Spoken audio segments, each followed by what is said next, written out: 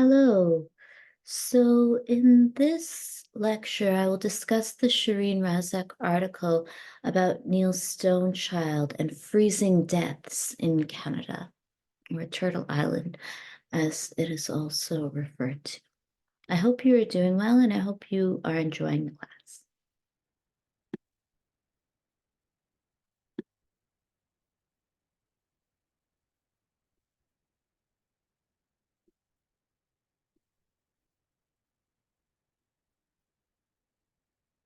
So the lecture is titled Ice Cold, The Murder of Neil Stonechild.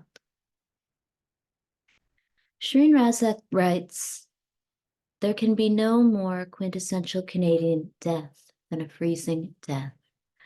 A country that makes icons of its fields of ice and snow, and whose citizens are daily reminded in the national anthem that they are the true North, strong and free, should not be able to take lightly such deaths, that is, to regard them as inevitable.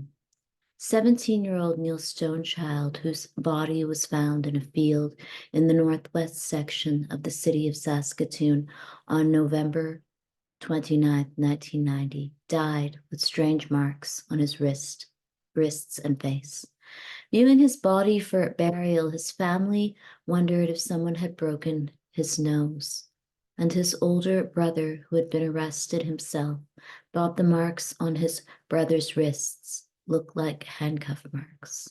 His death was not seriously investigated until a decade later in 2000, when the Royal Canadian Mounted Police, RCMP, investigating the deaths of two Aboriginal men found in similar circumstances, Rodney Nastas and Lawrence Wegner, and a third man, Daryl Knight, who survived after being dropped off by police in the same area of Saskatoon, added Stonechild to their list of suspicious deaths.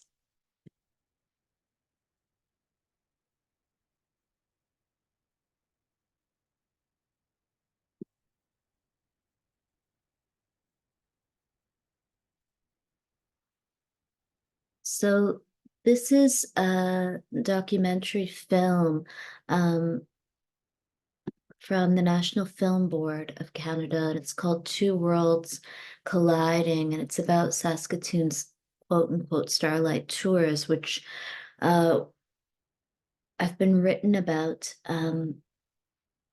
extensively, and the Starlight Tours involved freezing deaths of young Indigenous people, and particularly young Indigenous men, who were picked up in Saskatoon and then dropped off, often in very remote rural areas, without any clothing, and they often froze to death. So this is a short film about the Starlight Tours.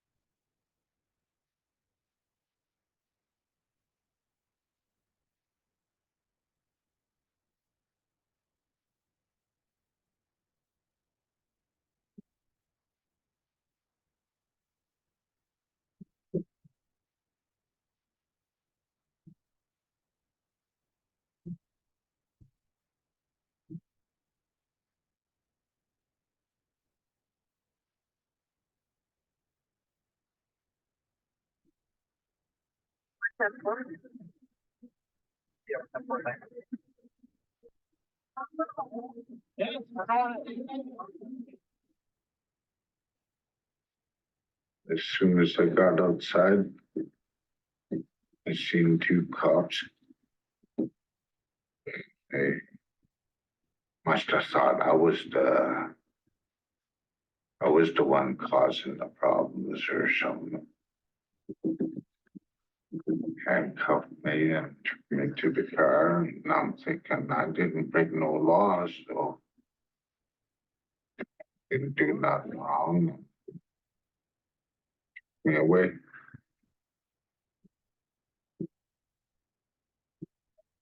out of town.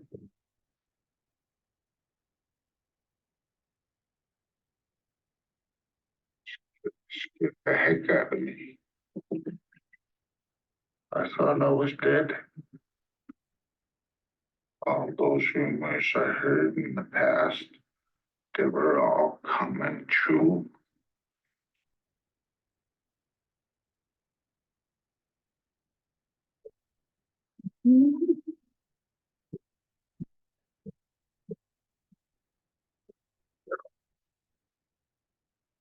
The heck of they swore.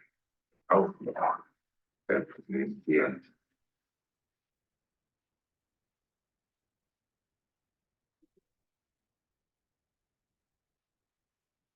I told them, please sit down out here, you guys. And they stopped. You can hear the tires crunching on the snow. I can hear the electric window go down. And I remember that driver there. I said, that's your effing problem. And go away.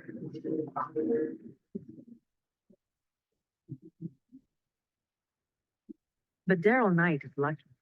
Despite darkness and bitter cold, he makes his way through the snow to a nearby power station. A passing security guard somehow hears the pounding on the door. The next day, another Aboriginal man is found in the same area where the police abandoned Daryl. 25-year-old Rodney Nastis was not so lucky. His frozen body is discovered by a politician out for her daily jog. He was last seen drinking with friends and was expected at the home of his cousin, who lives in the same building where Daryl Knight was picked up. 2 days later, Sergeant Bruce Ahalt of the Saskatchewan Police Service pulls Daryl Knight and his uncle over for a seatbelt ticket. Neither Daryl nor the sergeant realized that their brief meeting will eventually lead to one of the most shocking revelations against a police force in Canadian history. Daryl and his uncle have heard about the freezing death of Rodney Nastis and question the veteran sergeant. I asked them why they were interested in that particular event. And in talking with them, they relayed the information that they felt that it was related to the same type of incident that had happened to Daryl. I told them, yeah, the cops dropped me off at the town by the power station there. I sort of took up the conversation with them, asked them if they had reported that particular incident to the police service.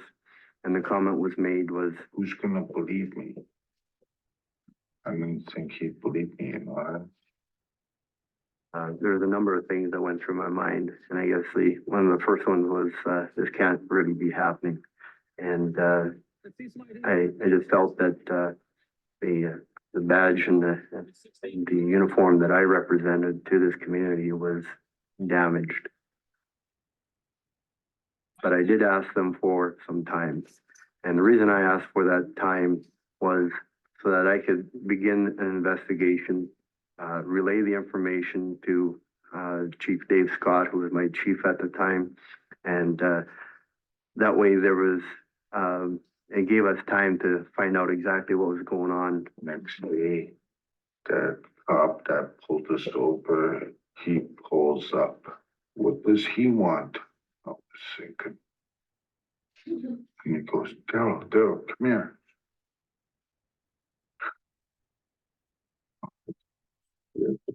Was there.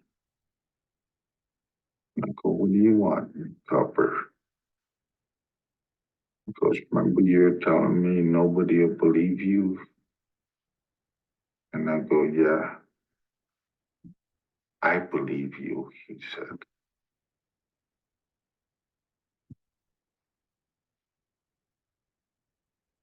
One day after Bruce Ahalt believes Daryl Knight, A second frozen body is discovered in a field by the power station.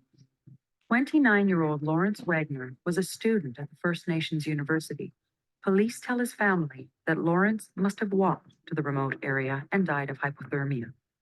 Good evening. Harsh allegations against two Saskatoon police officers. They're accused of mistreating a Native man. And at the same time, an investigation is being launched into the mysterious deaths of two other Aboriginal men.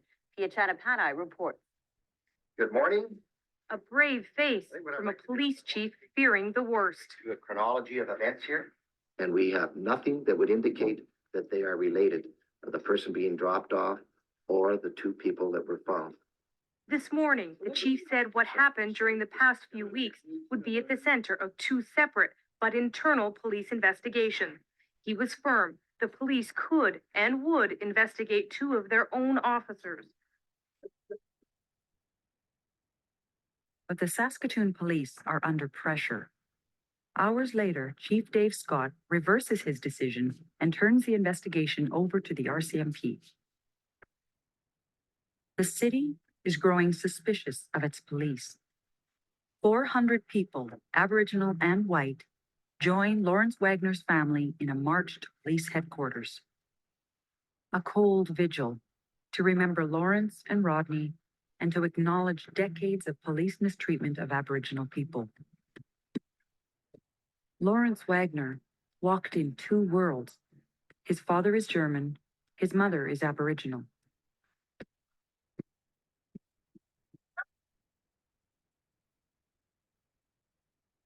I needed to be around with a lot of people, and I know that people care, the ones that walk with us. It's just like it was a right thing to do. You can feel it in the air.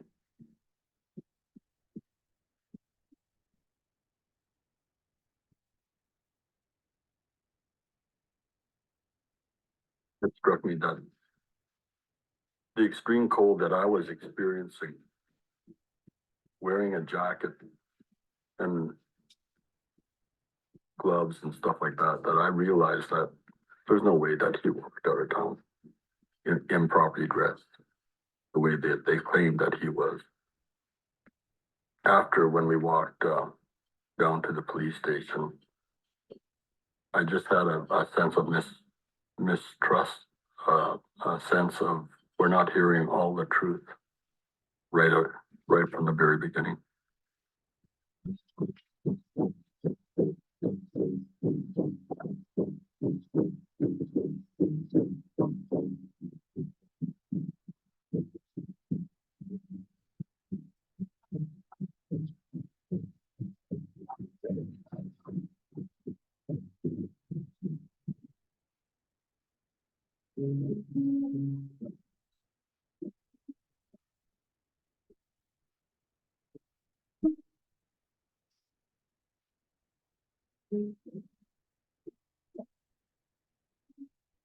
There's a curious person, always willing to want to learn about new things. There was always a lot of why questions. Even when he started school, the teachers were saying that they can't give them enough because he just soaked it up like a sponge. They were such fast learners. Lawrence always found learning very easy. And he's very bright, very smart. In 1980, I lost my brother. He died, and Lawrence was the one that comforted me. I was kind of annoyed with him because I wanted to be alone, but he kept following me. And he said, "Are you all right, my mom?" And he was only 11 years old. We've raised our children to be proud of who you are, and you're just as much Native as you are German. It should have been a little bit more recognized that he was a human being. Daryl Knight survived to identify the officers who dropped him off that night. But the freezing deaths of Rodney Maestas and Lawrence Wagner remain unexplained. The public wants answers, and a large RCMP task force is set up to investigate. The lack of trust in police, all police, motivates the Federation of Saskatchewan Indian Nations to bring in one of their own. Oliver Williams is a retired RCMP officer with 24 years' experience.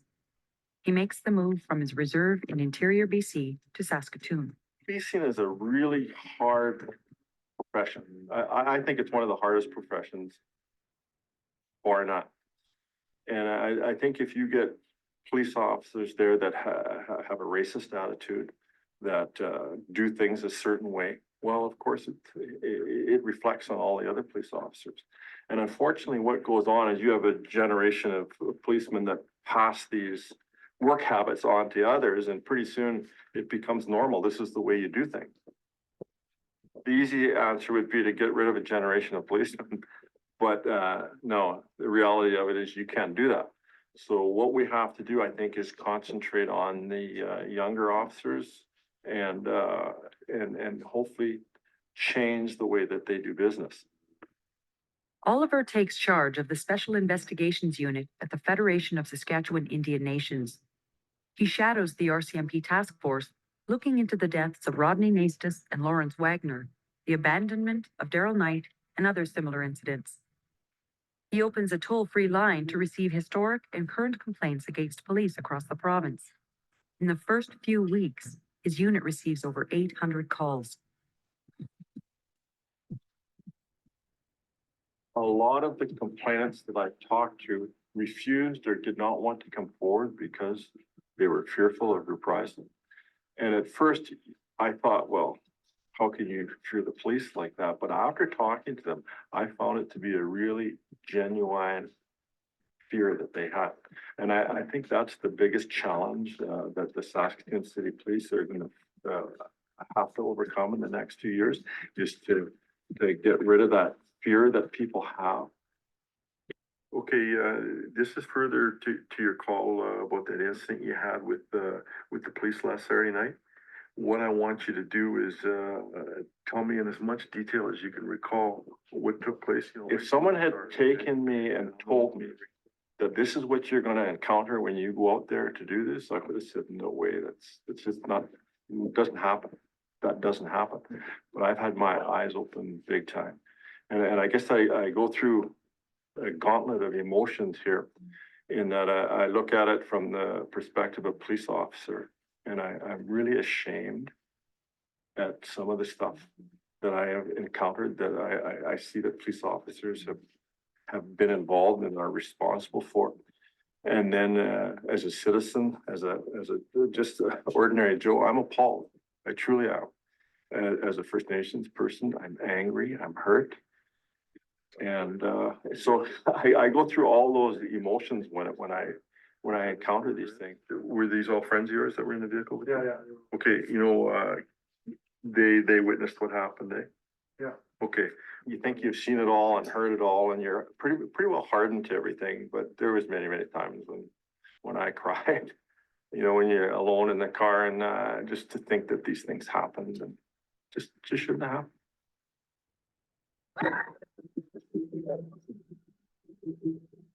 Saskatoon is a city connected by bridges and divided by race. It has the largest urban population of Aboriginal people in a province with the highest youth incarceration rate in North America. In Saskatchewan, a young Aboriginal man is more likely to go to jail than finish high school. It's okay, girls. It's okay. It's okay. For now. Few people understand the history behind the statistics, and many don't care. What are your conditions? No drinking, no weapons, okay? What else? Are you gonna search me for a weapon? Yeah, I am too. Don't be nervous, man. Okay, you got a curfew on you? Not that I know of. Okay, Mike, keep your hands in your pocket, Mike. Hands in your pocket. Okay, what's gonna happen here is that you're gonna stay exactly put, all right? Until the other car gets here, and then I'm just gonna patch you for weapons. Check and see if you've got a curfew, all right? Nothing sudden or I'll put you on the ground, you understand? Understand that, eh?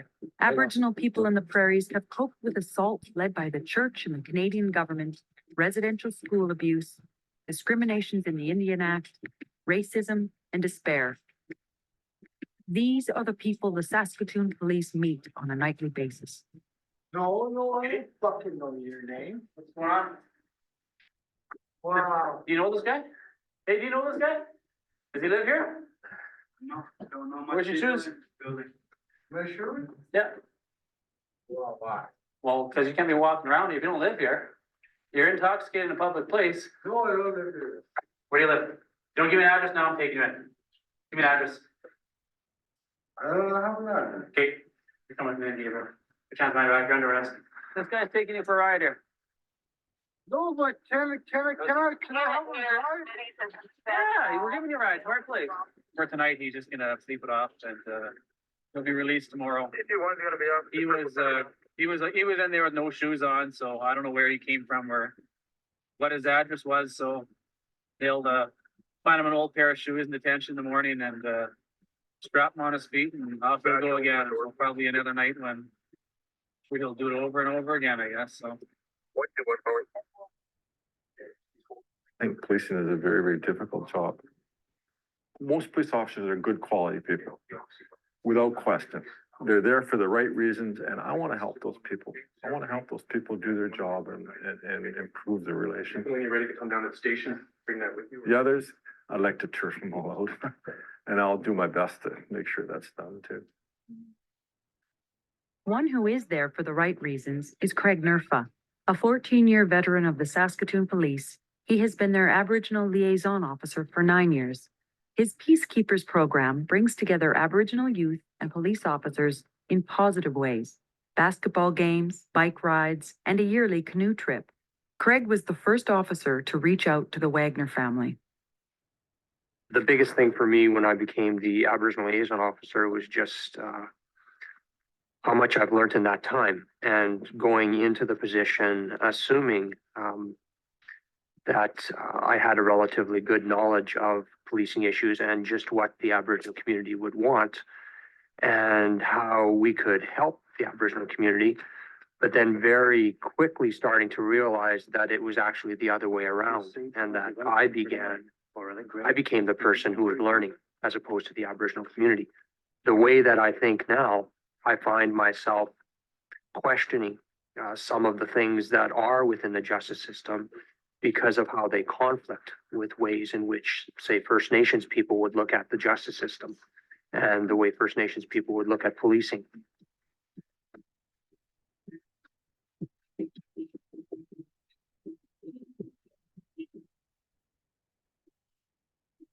Don Worm is a lawyer. His email handle is Legal Warrior. His firm represents Daryl Knight and the family of Lawrence Wagner. It was pretty clear to us growing up within our community that there were all kinds of inequities that needed to be addressed. And so it was almost a natural movement towards this particular profession, in the hopes that that not just me, but other of my family members who are also interested and involved in this area could make a difference. And we continue with that struggle.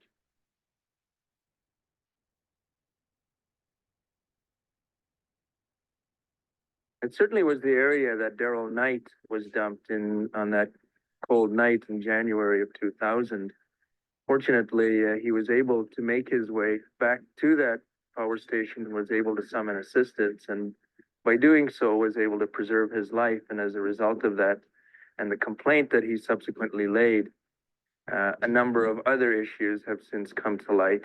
Those issues being, of course, the other frozen individuals that were found.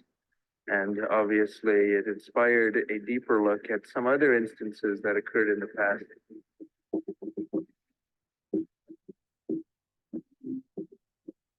Good evening. 2 Saskatoon police officers have been charged with assault and unlawful confinement. The charges were laid after an Aboriginal man claimed police abandoned him outside Saskatoon. The case has sparked a national debate about how police treat minorities. Constables Ken Munson and Dan Hatchin admit to abandoning Daryl Knight in the cold at the edge of town. As the case progresses, emotions run high in the city of Saskatoon. thoughts that usually remain unsaid are now in the open. These two taking the blame for everyone that's dead. It's not their fault that everyone's dead. Just lucky that Daryl Knight found us long to phone a cab. Daryl Knight, please. What about his arrest record? What about the trouble that man's been in? Does that mean he should die? No, that doesn't mean he should die. Nobody should die. No one at all should have to die. Your And pay kind the of price. racism is what I've been fighting all No, along. it's because my friends are Indian as well. Anyone that says I'm not my racist best friends are is Indian. racist. But yeah, sure, I Some of may my have, best friends are Indian. some of my friends are, and yeah, I have a certain amount of racism because I've dealt with enough of native that have caused me nothing but hell and havoc. Broke into my homes.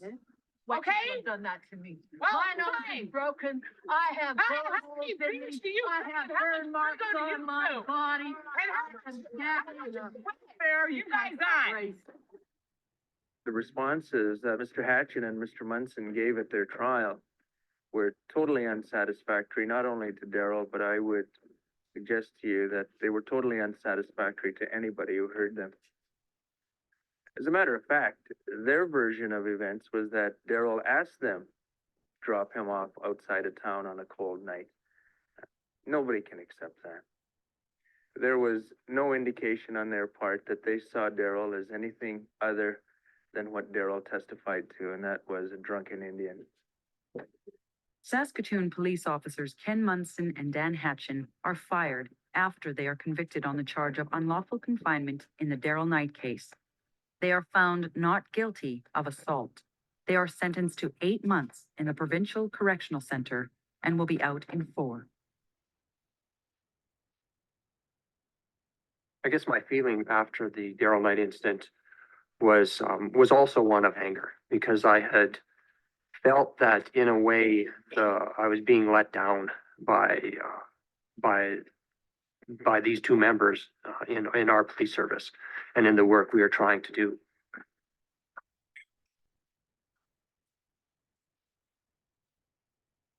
Throughout the 9 years that I've been in this position now, I've become very close to people I work with, and have developed a lot of friendships and a lot of very, very strong friendships. And so that affects you personally when all of a sudden you're not dealing with someone who's just a stranger. You are working and you see the pain from people who will become very close to you. And so I always, it's almost like you feel the pain yourself when you see the pain through them. And I think that makes a big difference. Do you know how many times you got pulled over in the last 2 weeks because I was Aboriginal? Do you want to know why? You want to know how many times? 12, 16, yeah. 5 times I got pulled over for nothing because I was walking down 21st Street. And for what? I asked them, you got a problem? The conviction of Munson and Hatchin in the Daryl Knight incident doesn't help the families of Rodney Nastis or Lawrence Wagner. They want to know why these young men froze to death at the edge of town. It still saddens me. How can anybody leave a person out here and in the middle of a cold night?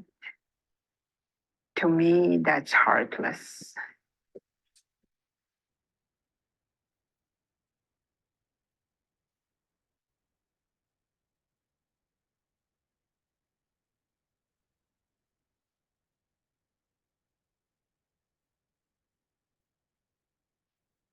I remember picking one like this when we came down here.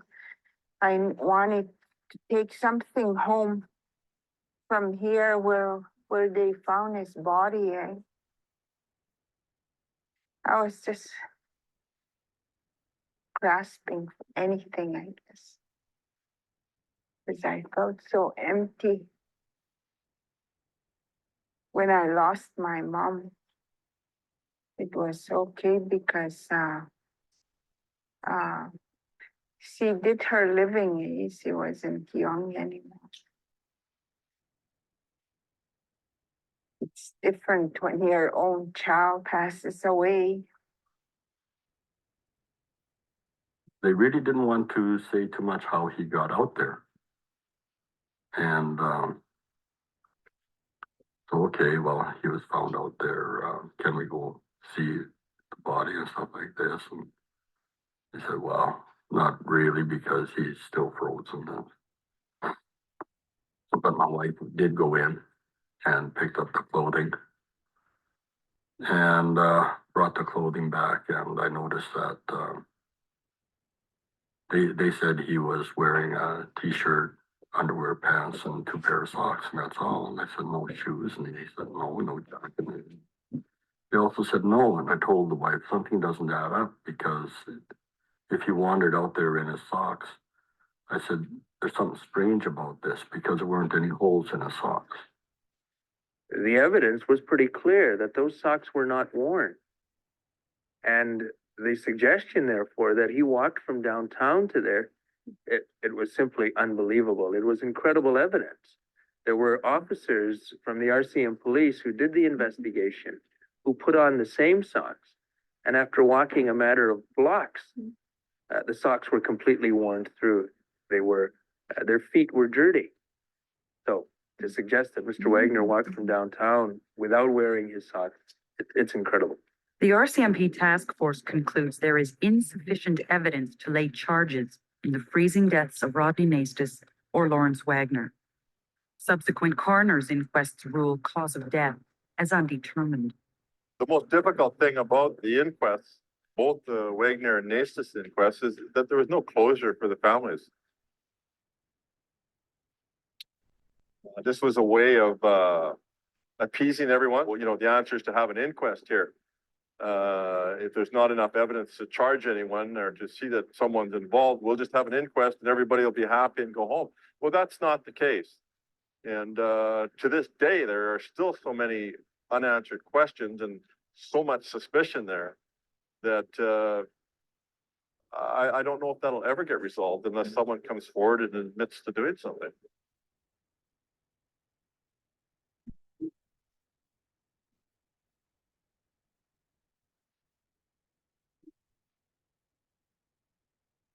It doesn't look right for a lot people to die out there. That's what I don't understand that. I don't understand why they have to talk about Lawrence when he's dead. The kind of life he led, and you know, it wasn't even true. Most of it wasn't even true. I don't understand that a drug addict to be treated different the way they said about my son. At first, he was human being. Is it okay for the drug addicts to die? Undesirable people around the world? I don't think so. It seems like we're not valued as human beings. We're Indians. In addition to Hatchin and Munson, the revelations now take another career. Dave Scott is fired as chief of police. An outsider is brought in to take his place. Aboriginal elders reach out to new police chief Russ Sabo. When I came here, it became obvious that there was an issue in this city, in Saskatoon, with the way that Aboriginal peoples were treated differently than others. When I got hired, Walter made arrangements in the Aboriginal community to have a traditional swearing-in ceremony using the Aboriginal culture and ceremonies, and it was an absolutely moving experience for me. It was very humbling. 4 elders, all giving prayers on my behalf and hoping to heal the rift that was there between the Aboriginal community and the police. Walter Linklater is a constant presence throughout the conflict. He has been Craig Nerfa's advisor for years and has helped the Wagner family. His is a voice of advice for the new chief. We have to have a serious look at finding appropriate cultural ways to help our people. You know, and this is what Craig Nerfa is attempting to do through his work, and this is what the elders are attempting to do in their work. Like, we all have to work together to prevent these things from happening in the future. And there are different ways to work with our people. You know, from a non-native point of view, sometimes they find it very difficult to work with our people because they don't understand our culture.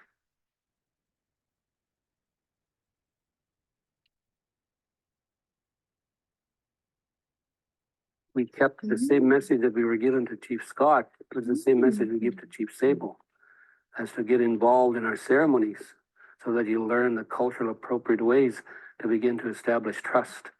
And he promised us as well to begin a period of cultural awareness, not only for himself, but for his senior officers, as well as for the force, the police force in general, to have cultural awareness.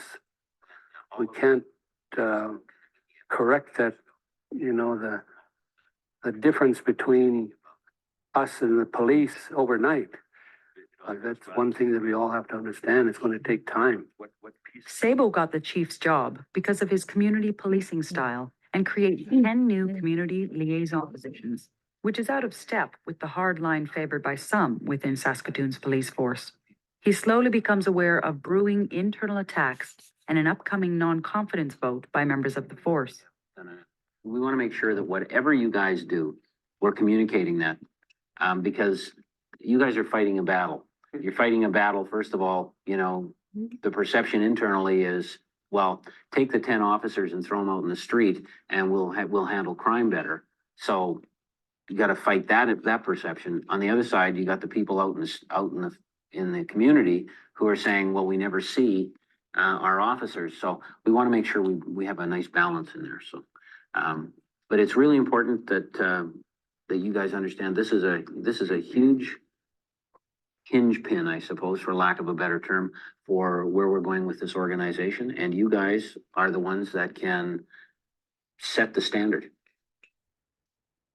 As part of his community-based strategy, Sabo opens the Little Chief Station in the inner city. Constable Larry Hartwig is one of the new community liaison officers assigned to Little Chief. I've worked on 3 different reserves, and I've developed a healthy respect for the Aboriginal community. Hello, is that in? We always have to be very, very careful as police officers because we have a tremendous amount of authority. And with that comes a tremendous amount of responsibility. We must never, ever, ever abuse our authority as police officers. We have the authority to literally destroy lives. We literally do have that authority.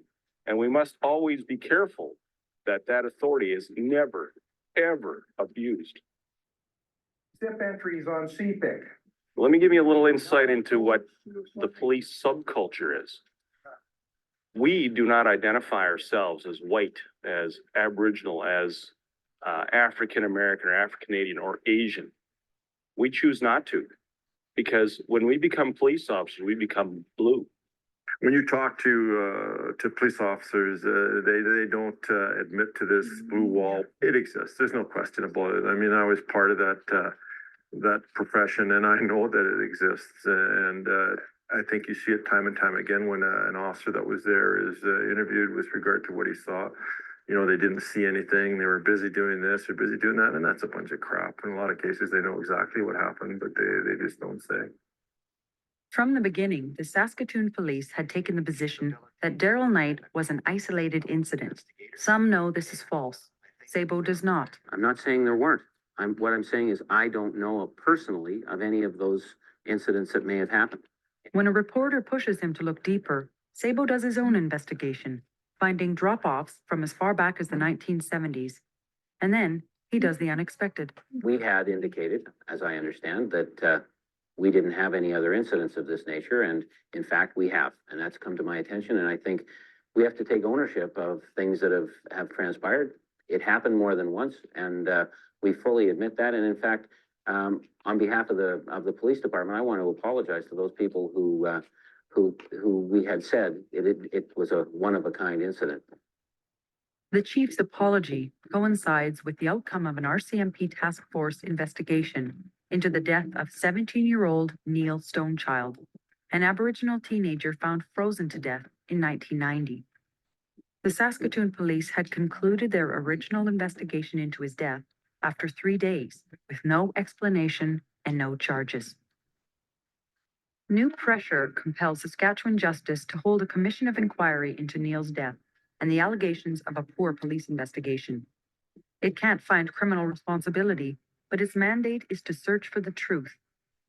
Now, the new chief must face the fact that there is a witness who places Neil Stonechild in the back of a Saskatoon police car on the last night of his life. Jason Roy was Neil's friend. A police car pulled in front of me. And Neil was in the back. In the moment he saw me, he was very irate. He was freaking out. He's saying, "Jay, help me. These guys, help me. These guys are gonna kill me."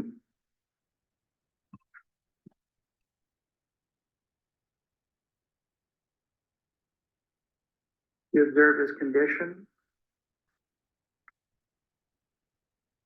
He had fresh blood on his face. Across his nose. I couldn't see all that well, but he had his face to the window. He was yelling at me, asking me to help him. A few days later, Neil Stonechild's frozen body was found in a field in the city's North Industrial area. Since the day she was told about Neil's death, his mother has been looking for answers. Dawn Worm is helping her find them. What is interesting about Jason's evidence is that he had been asked by the officers in the vehicle that Neil was in the back of, who he was, and he had given them a false name. And interestingly enough, those officers, and the records show this, ran a CPIC check on the name that Jason had provided to them. In my estimation, that had certainly provided a sense of confirmation and credibility to what Jason had told us. The inquiry is starting to make a lot of people nervous and involves a larger cast of characters. In total, 63 witnesses will appear, all to be questioned by the roomful of lawyers. Oliver Williams and Annette Ermine of the Special Investigations Unit follow the inquiry closely.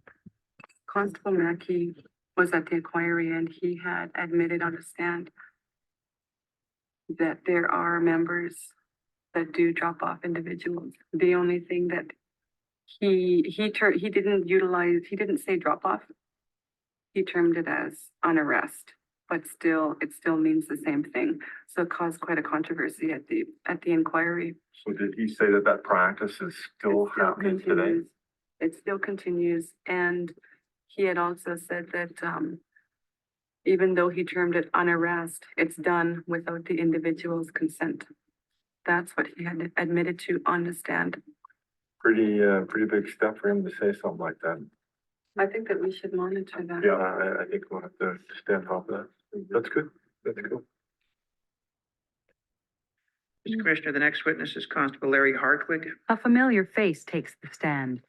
Larry Hartwig, the newly appointed community liaison officer, is implicated as being one of the 2 officers Neil Stonechild was last seen with. The computer records show that Hartwig ran the false name given by Jason Roy. Did you, sir, have Neil Stonechild in your custody on November 24th or 25th of 1990? No, I did not. Is it possible, sir, that you mistakenly had him in your custody in the sense that perhaps he was in your custody, gave you a false name, and you didn't realize it was Neil Stonechild? Do you think that's possible? No, I do not believe that's possible. Hartwig is cross-examined about the details of the RCMP task force investigation. He was first contacted in the spring of 2000 and was interviewed 10 to 12 times as a suspect in Neil's death. In one interview, when the RCMP investigator asked about the freezing deaths of Aboriginal men, Hartwig had volunteered Neil Stonechild's name. You were talking to the RCM police about the death of people, right? Human beings. Correct. Frozen to death. Right? Inexplicably. Correct. And there was some suggestion at that point in time, even in the media,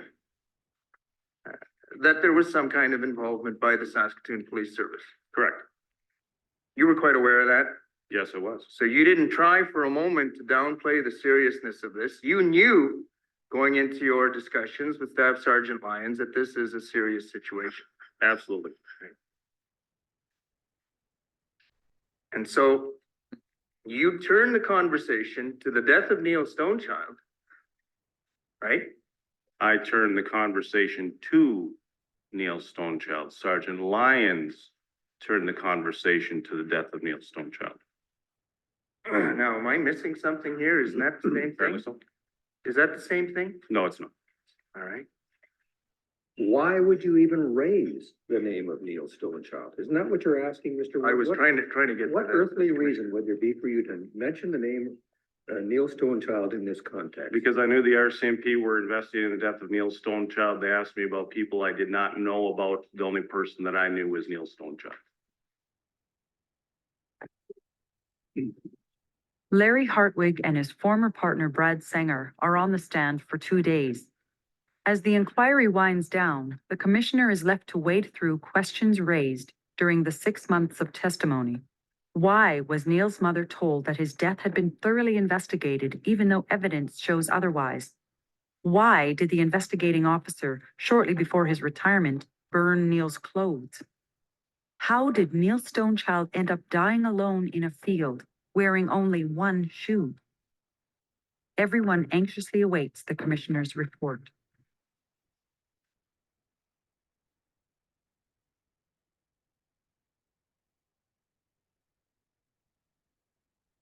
It's murder as far as I'm concerned.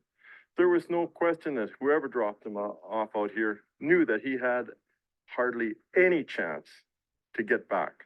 There was, and to me, I'm convinced that he was possibly unconscious when he was dropped here too. And so if you drop someone off in minus 26-degree weather that's been beat up, has got marks on him, he's not going anywhere. He's not going to go anywhere but from that spot that he's dropped on the ground.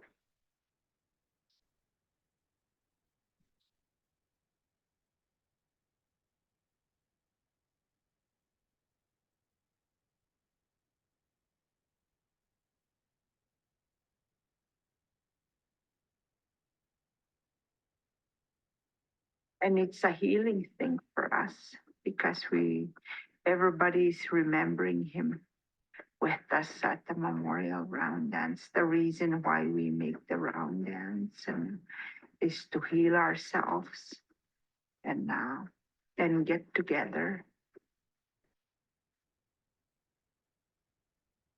He loved round dance too.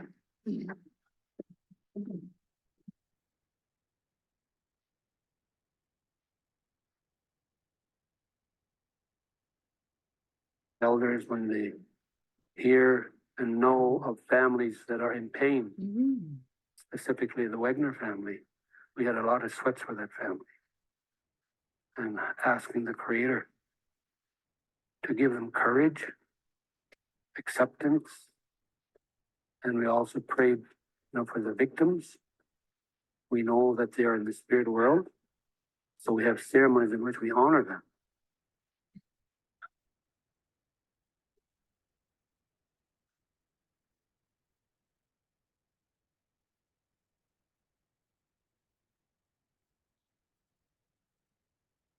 Thank you very much, sir. I do want closure on this. I want answers, and there never has been any answers. We're still dealing with unanswered questions to what happened to this human being. And it could be anybody's child. And I think anybody out there that would have had this happen to them would want to know what and how this happened. And we still don't know. We still don't really know the truth. I never forget my son when it's cold out there. It doesn't bother me when I'm shaking and coldly because he was out here freezing. I can go inside and get warm, but he never got that chance. He wasn't given the opportunity to save himself. I know he wanted to live.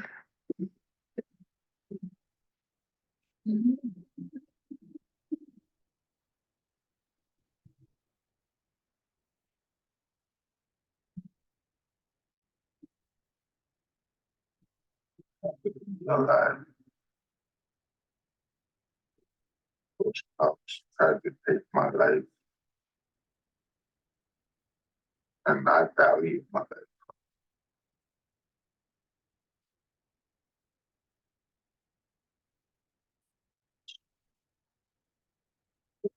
What nationality they are.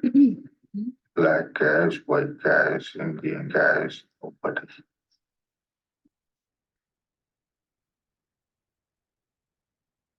Cold.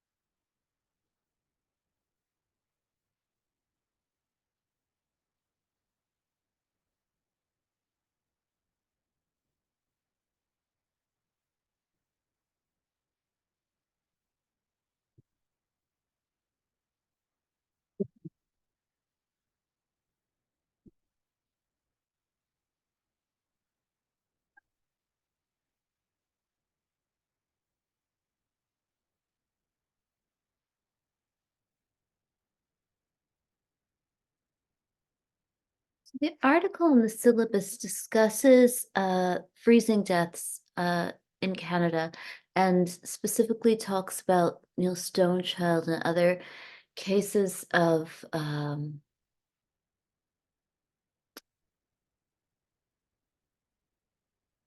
suspected murder of Indigenous men who are left to freeze to death in the Canadian wilderness. And there have been many inquiries and reports which suggest that in certain instances, Canadian police are responsible for these deaths. There are also other reports that discuss the ways that systemic racism and classism and settler colonialism often cause these people who freeze to death to be among the most precarious people. And those who are found frozen to death might have had might have experienced a whole lifetime of exclusion, which has led them to a place of poverty, addiction, mental health issues. So the 5 ideas, should say 5 key ideas, I guess. Firstly, I'll discuss the right inquiry and white redemption. Then I'll discuss space, race, and the city. Then I'll discuss gender and hegemonic masculinity. Fourthly, I'll discuss purification in the criminal justice system. Fifthly, I'll discuss Nazism, fascism, and state power. So firstly, the right inquiry and white redemption. So Razack discusses the right inquiry and the dumping of Indigenous people on the outskirts of the city. And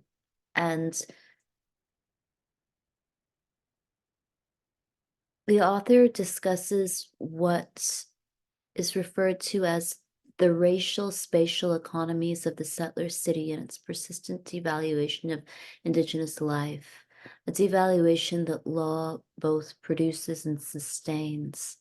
So Sherene Razack is interested in looking at space and race and why certain people are located in certain geographies within Saskatoon, and how the city is segregated along race and class lines. And in its most extreme, this kind of economy of space and race involves actually turning human bodies into human refuge that is then placed on the outskirts of the city. And there are similar themes that run throughout this essay and other essays that we've looked at, written by Sherene Razack. And in Sherene Razack's writings regarding Juarez in Mexico, the author discusses femicide and the same process of actually turning human bodies into disposable items that can be discarded on the outskirts of the city. And Razack makes similar arguments regarding the killing of women. And in this instance, Sherene Razack is interested in how settler colonialism racializes Indigenous people spatially to the point that they can actually be removed completely from the earth. The inquiry into Neil Stonechild's death chose the handcuffs side of the debate. The details implicating the police were hard to ignore. The Honorable David Wright, Commissioner of the Inquiry, believed the testimony of Jason Roy, Neil Stonechild's friend, that he saw Neil bloodied and bruised in the back of a police cruiser on the night of November 24th, 1990. Justice Wright came to the conclusion that Stonechild had been in the custody of Constable Larry Hartwig and Brad Singer around midnight on November 24th, and that Stonechild died of exposure in the early morning hours of November 25th. While the commission concluded that the 1990 investigation into Stonechild's death was superficial and totally inadequate, and that more senior officers had ignored reports that Stonechild's death was a suspicious one, he did not connect these actions outright to murder or even to racism. Damning as the details were, they did not, in the commissioner's mind, indicate an entrenched and systemic devaluing of Aboriginal life among police. They only indicated, as Joyce Green has written, a tense relationship between two communities, Aboriginal and police, who are culturally different. So this language of cultural difference has been critiqued by critical race scholars, that attributing systemic discrimination against Indigenous peoples to cultural difference, or to cultural collision, or cultural antagonisms or misunderstandings between people involves a refusal to hold predominantly white settlers who have the most financial capital in Canada accountable for negligence, violence, murder, and inequality. So writing of the chasm that separates Aboriginal and non-Aboriginal people and noting that the two communities do not know each other and do not seem to want to, Commissioner Wright ends his report with a ringing endorsement of the 1999 report of the Task Force on Criminal Justice System and its impact on the Indian and Métis people of Alberta, in which Aboriginal problems in the justice system are attributed to Aboriginal people's cultural practices, such as failing to make eye contact with authority figures or telling the police what they want to hear. So this kind of rhetoric, which stigmatizes Indigenous people and judges Indigenous people as being those who must constantly be under surveillance and are subject to this kind of behavioral psychological critique, does not correspond with Canadian law and with federal laws. So the Canadian Charter of Rights and Freedoms grants us all a certain set of liberties and freedoms and also protections.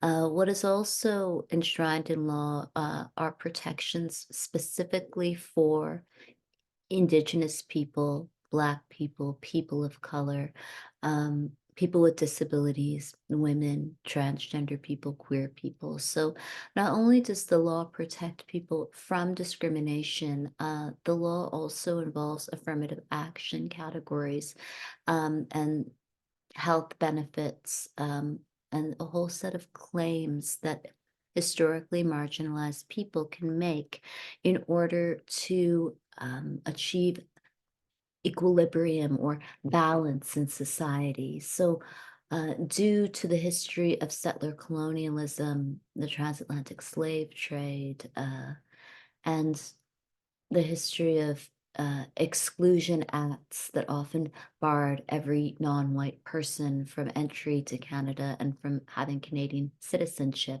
one must try to redress historical wrongs by holding people accountable for the ways that privileged people have benefited from discrimination, and also by trying to support the development of marginalized communities of people of color, Indigenous people, and of those who have not been treated fairly in the past. So, when Canada is a liberal, democratic country with very progressive laws in favor of subaltern groups, and Canada is not a country, at least at the level of law, that really practices a survival of the fittest ethos or rhetoric where only the most affluent people who have benefited from the most kind of historical atrocity can be successful. So this kind of constant judgment of Indigenous peoples does not really correspond with contemporary law or contemporary workplace culture.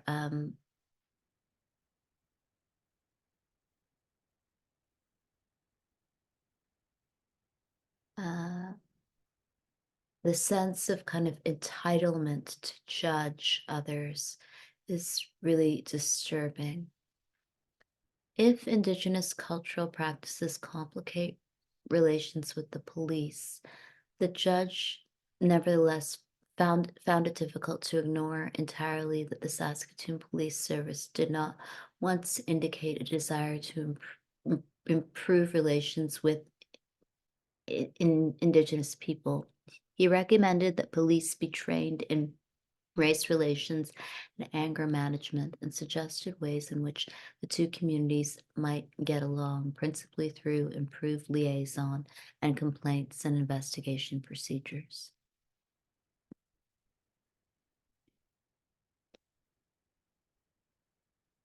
So Razack then states that freezing deaths are highly controversial when the circumstances surrounding them include evidence of a stunning level of police indifference.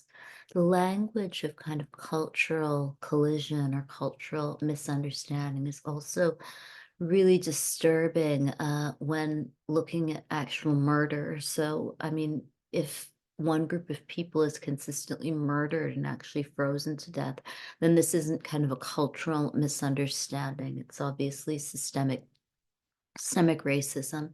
And Canada has had a long history of being extremely, extremely racist against every wave of migrants and immigrants who are not white, and of course, Indigenous people.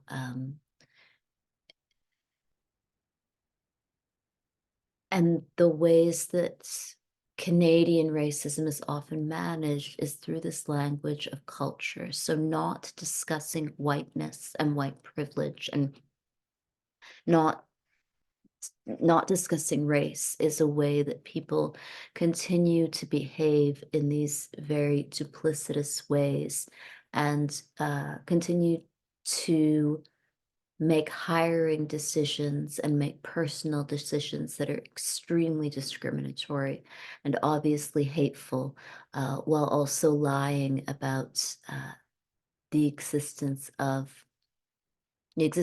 race. The commissioner dealt with the controversy by turning our attention to a framework guaranteed to cleanse public memory of the violence and dehumanization. Cultural difference.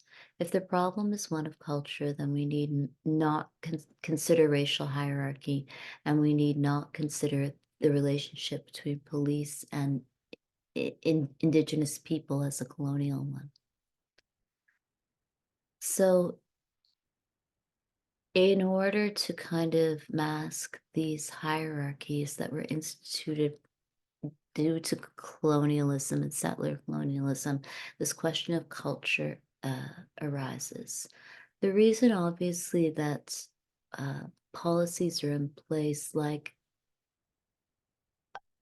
affirmative action and a social welfare state that tries to redress historical wrongs and tries to support the lives of those who are most likely to die is because of humanity and basic principles of sharing and fairness, morality, and some sense of justice.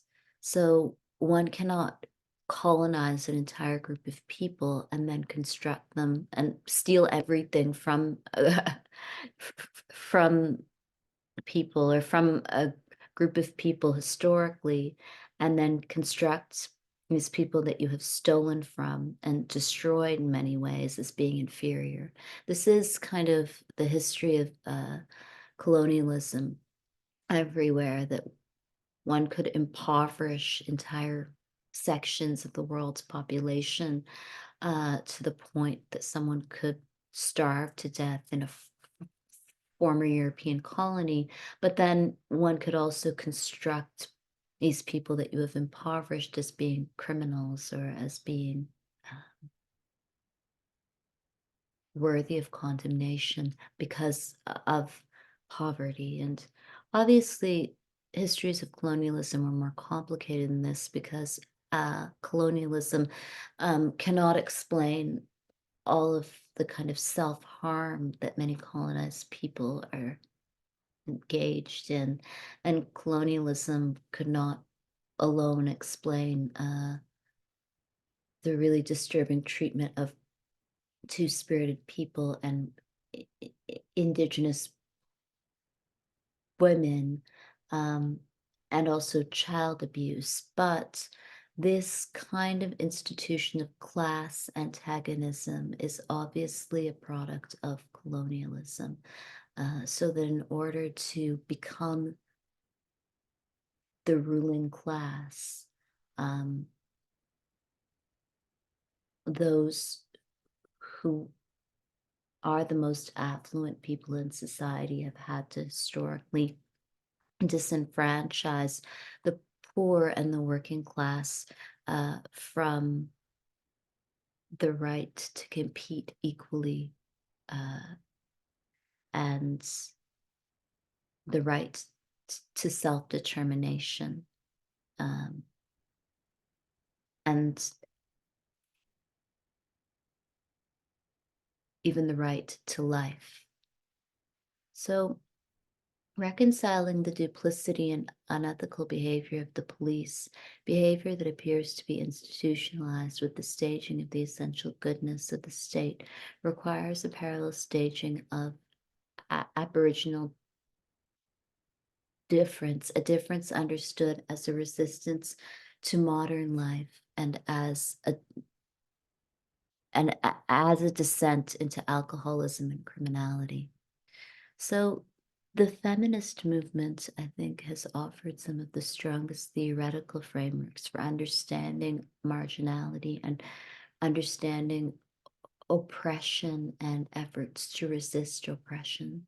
So gender socialization often valorizes girls and women for being people who exhibit traits that are not economically marketable traits, niceness, helpfulness, even shyness is often valorized. And so one can construct a group of people or can teach a group of people over generations to essentially exhibit traits that will not make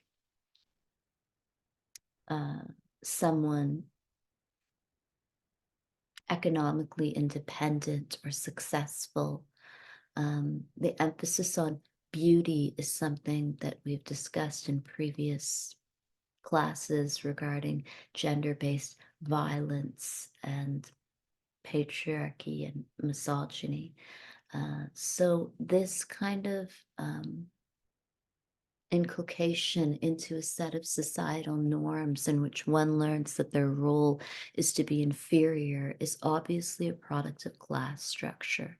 And Karl Marx wrote extensively about the ways that the ruling class is always trying to find a group of people who will be authority figures, academics, police who will support the interests of the rich against the poor.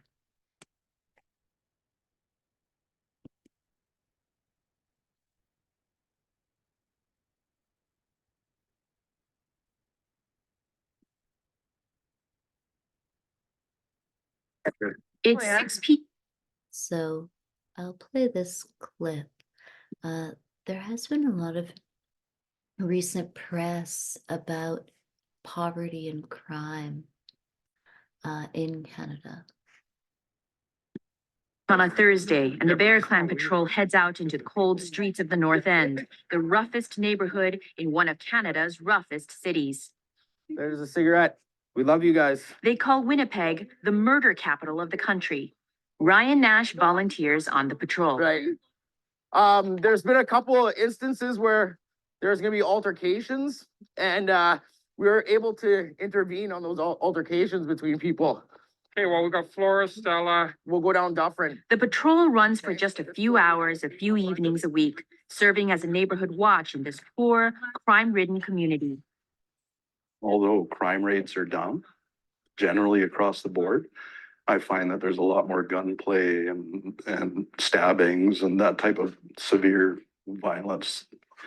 Much of the violence is gang-related. Indigenous gangs with names like Indian Posse, Manitoba Warriors, Native Syndicate. Like, we've got racialized neighborhoods, just like the US has racialized neighborhoods. But on the prairies, it's what stands out most starkly is that the Indigenous population. Winnipeg has the largest concentration of Indigenous people in Canada. While the group makes up just 5% of the country's total population, almost a quarter of those murdered and a quarter of those in prison are Indigenous. The perception of Canada is really that it's a human rights country. For the people that are inside the Indigenous community, that's not necessarily the same thing. Leonard Monkman is a former gang member. He walks me through parts of the North End where he grew up, where friends were killed. There is a lot of people out here that would be considered second, third generation. There's fourth generation people that get involved in crime. You mean second, third generation gang members? Yeah. Wow. People born into gangs by being born into poverty. And history plays a big part when it comes to that poverty. Like with Native Americans in the United States, in Canada, early European colonizers devastated local populations. The Indigenous have struggled with that history ever since. I have two brothers who have both done jail time because of addictions and that gang life. Poverty, homelessness, vulnerability. It's still that sense of belonging. And we don't feel love that much because of what we've done and what we've witnessed in the streets and everything like that. We don't feel that. That was a huge part of my life right there that changed, and I needed to see community. It's called 2/3. Sometimes redemption comes too late. 2 years ago, Ian McKinney of the Manitoba Warriors was shot and paralyzed for life. His gang involvement started early. I stole five pieces off my brother at the time. I flipped that. We got 10 pieces. Went, flipped that 8 ball, flipped that to 2 8 balls, to a half ounce, to ounce, right? To half a brick, you know what I mean? And it just went on and on and on, right? How much do you think being Indigenous played a part in getting involved in a crew? People don't have much, right? You know what I mean? And all they got really is their family, right? So it's hard on everybody, right? Like there's some kids, there's kids that are starving these days. So it's Friday night here in Winnipeg, and every week at this time in the North End, there's a get-together here at the Bell Tower. We're headed over there right now, and the meeting's goal is to stop the violence. Thank you all very much for being part of the Bell Tower family, and thank you. They come together to talk, to build a stronger and more positive community. There's more hope these days with the new national government and its pledge to invest more in education and other programs for Indigenous groups. And despite the winter cold, despite the night, the bell tolls. The sound a reminder to everyone in the North End that the fight against crime, against poverty, and for Indigenous dignity continues. Melissa Chan, Al Jazeera, Winnipeg, Canada.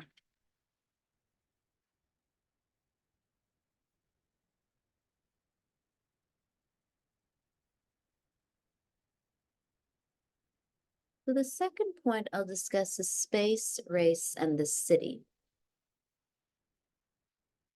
So Razack discusses evictions and the ways that the concept of eviction is useful when thinking about settler colonialism and the ways that people are literally expunged from Canadian society, and Indigenous people are specifically made disposable over and over again through actual material evictions from property, but also through a process of delegitimizing the claims that Indigenous people make regarding systemic racism and regarding discrimination.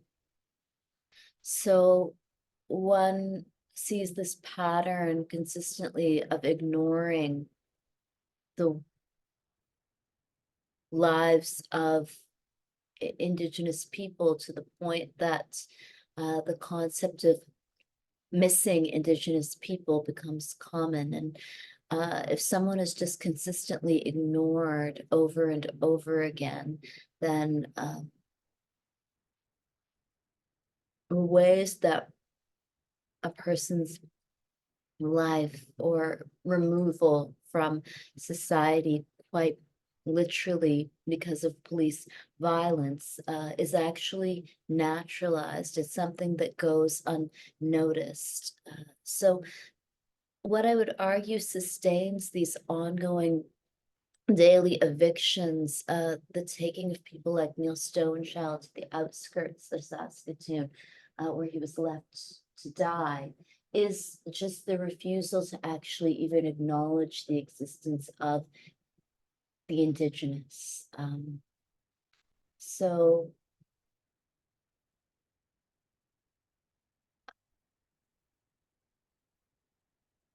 many post-colonial scholars have discussed the ways that racism often works through refusal to try to actually see or to recognize personhood among people of color. And Frantz Fanon's canonical text, Black Skin, White Masks, looks at this refusal to actually see a person as a person. And this kind of lack of recognition is a really brutal way of denying someone personhood, and also a way of then justifying dehumanizing forms of violence, including murder. So Razack states that the structural relations of settler colonialism produce and sustain ongoing daily evictions of Indigenous people from settler life, evictions that are inevitably violent.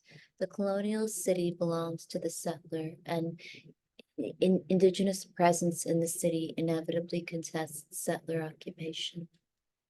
Aboriginality, quote, unsettles, challenging the settlers' claim to legitimacy by calling into question the colonial state's most enduring fiction that Aboriginal people are a dying race. White settler colonies such as Canada, Australia, and the United States all have similar histories of prohibiting Aboriginal peoples from cities, and policing evolved to maintain these colonial arrangements. So the role of the police in the history of settler colonialism is interesting. Something that scholars have written about extensively, that the Royal Canadian Mounted Police and other actors and some in the criminal justice system, like the military, have always played a role in settler colonialism and in trying to remove Indigenous people from land in order to further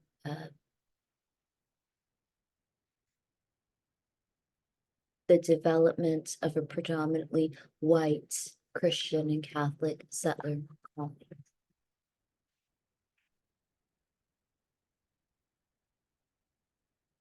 I chose Wix for my business because of its massive scope for functionality and free.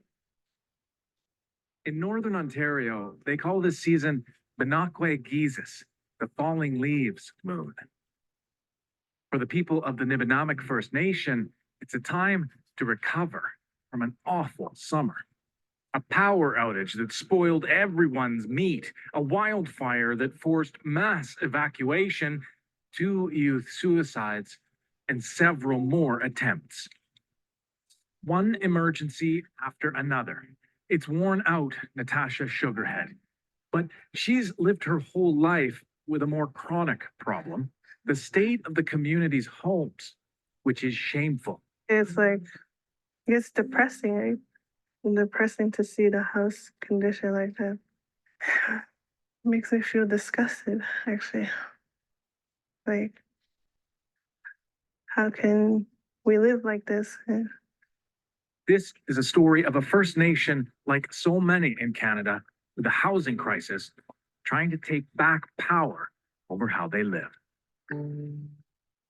Housing wasn't always shoddy in Nibinamik. When about 100 people settled here in 1975, they built log homes themselves from trees harvested here. But a huge forest fire in the 90s forced the community to turn to the government for housing support. New houses have been few and far between. Community estimates 60 new homes are needed. So this is where you're living now? Yes, for the time being. This is what Victor Neshanapes and his family call home.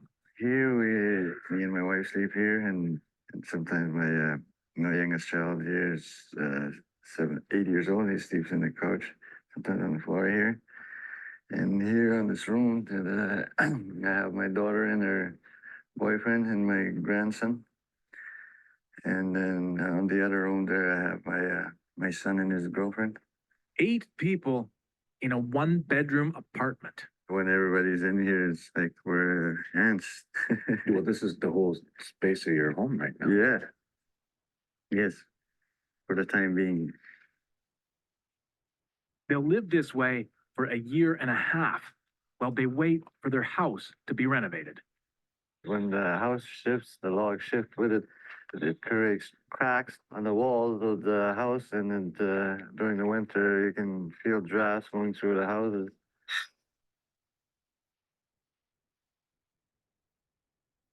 Construction materials are pricey here. They get shipped in on the winter road or by air. The band's meager annual housing budget of $300,000 doesn't go far. There's never enough money to renovate the houses here. And the renovation itself, it takes a long time because we don't have very much skilled carpenters. Signs of improper construction are everywhere. It's always like coming from here. So nobody ever sleeps in here? No, because of the draft, it gets too cold. Morgan Sophia's family moved into this house because their last one had no running water or toilet. But problems here are legion too, like this treacherous stovepipe.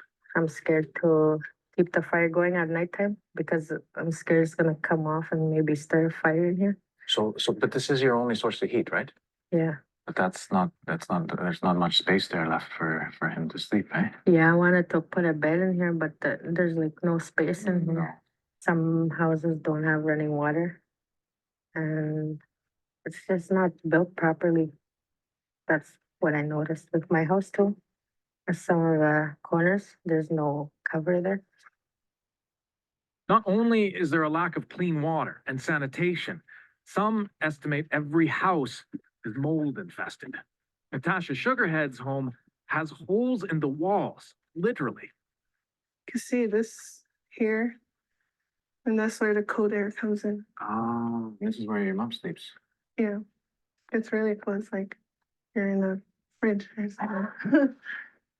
She worries how the cold impacts her mother's health. As depressing as Natasha finds the state of housing in Nibinamik, moving away is no solution. This is where I belong, and this is where my heart is. I get homesick when I'm out of town too. Like, there's nowhere else I can call home but here. Still, she, like most youth here, have little hope of getting their own home.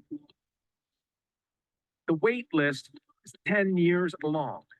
In the past, the band's own mismanagement of funds was part of the problem, but the current chief, Johnny Yellowhead, blames Ottawa for stalling over land designations that would unlock more housing funding. We don't get that much resources to repair or fix the houses. Only we do by, like a priority list. The people that are, really sick or people, especially elders, Yet money alone isn't the solution. Last year, the Department of Indigenous Affairs came up with funds for 3 new duplexes, $1.4 million, but on its own fiscal deadlines. This is the result. Materials that arrived without construction contracts lined up now sit deteriorating. It gets really frustrating that you have to meet certain standards that you have to qualify in order to get funding. That's what we try to explain to the ministers after ministers. It's always a bureaucracy that comes to our table. But someone new is coming to the table asking, what would it look like if the people of Nibinamik have the power to choose how they want to live. So how many community engagements did you guys initiate when you guys I think it's probably almost sort of like 3 major groups a day for 5 days, so about 15 per time. Sheila McCartney heads a team of urban planners from Ryerson University who are helping the community create a housing plan designed by themselves, not Ottawa bureaucrats. And that's been a long time coming. Yeah. Hopefully soon. Yeah. It's way different than the approach in the 1960s, when new houses came with an instruction book. How-tos on everything from sleeping and cleaning habits to dining etiquette.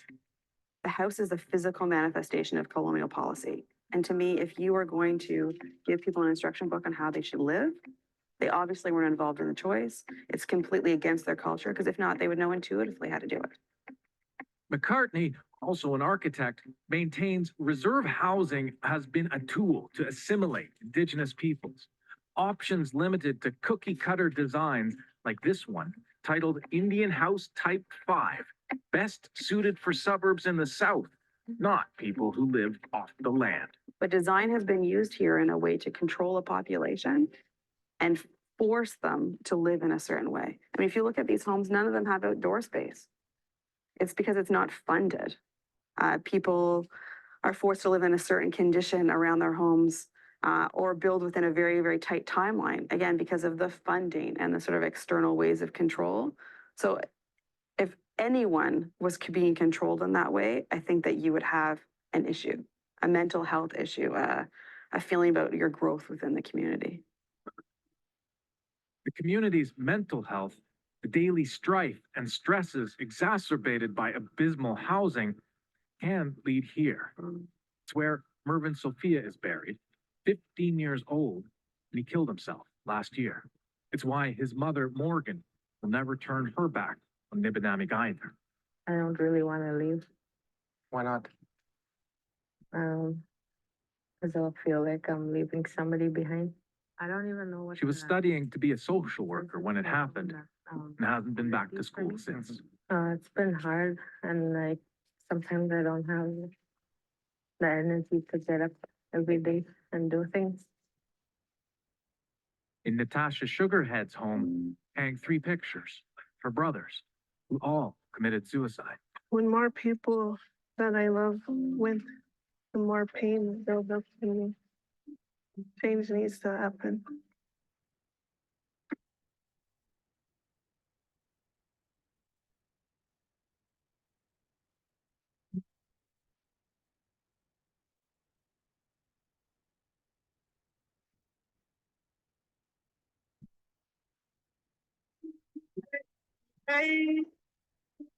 I'm 22 now, and it's like I still see no change. 451 is the radio station. However, change may be in the air. Design your community to the workshop. And At the radio station, the call is out to join a new housing discussion. Come on in. For the past year, the Ryerson design team has met with community members, over 100 so far. Today, it's with school kids. Popsicle sticks, I'm gonna show you. Oh, to make stuff, right? Yeah, so do you guys see the big map? Yeah. Oh, I'm thinking to take your map. Yeah. Where are you?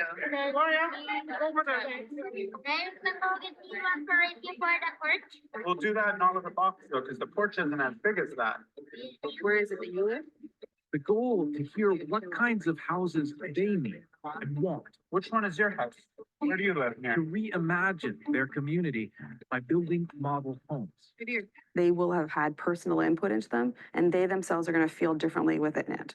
Rather than someone from outside coming in and taking a house and just dumping it in the community, they'll get to pick where it goes. They'll get to lay it out exactly how it is. We'll be able to use the resources of the sun and the wind to be able to have those homes be heated and ventilated differently. What you want to do is you want to make it how you think it should be. Okay? So, yeah, of course you can. Make it exactly how you would want your house to look. Okay? The power of design to allow people to vision of how they want to live and then they begin to imagine themselves within that home and get to have the choices within that. That's the powerful tool of it. This is a base of your house and you can add pieces to it, make different roofs to it. What do you like about that house? Is there something on this house that you would put on your house? That one, you're great. I'm kind of making this house a bit like the one that you liked. Are we gonna put some trees near your house? Okay, let's get some green and cut it. Are you gonna have a chimney in yours? It's not so powerful, though, if paper models don't turn into actual houses.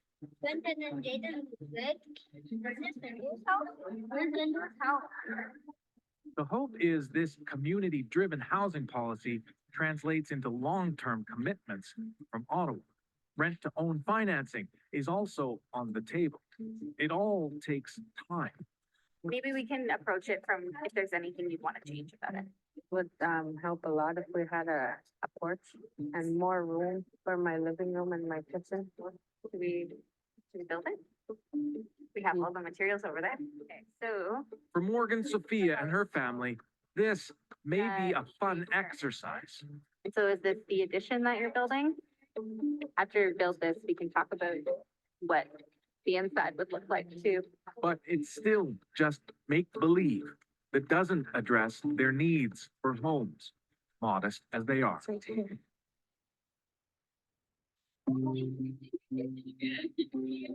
There are, of course, more immediate concerns in Nibinamik, putting food on the table. Bottom's so cold. Like a lot of pieces. During moose hunting season, community gathers as it always has. Teach me how to do it. Yeah. You're getting a hang of it now.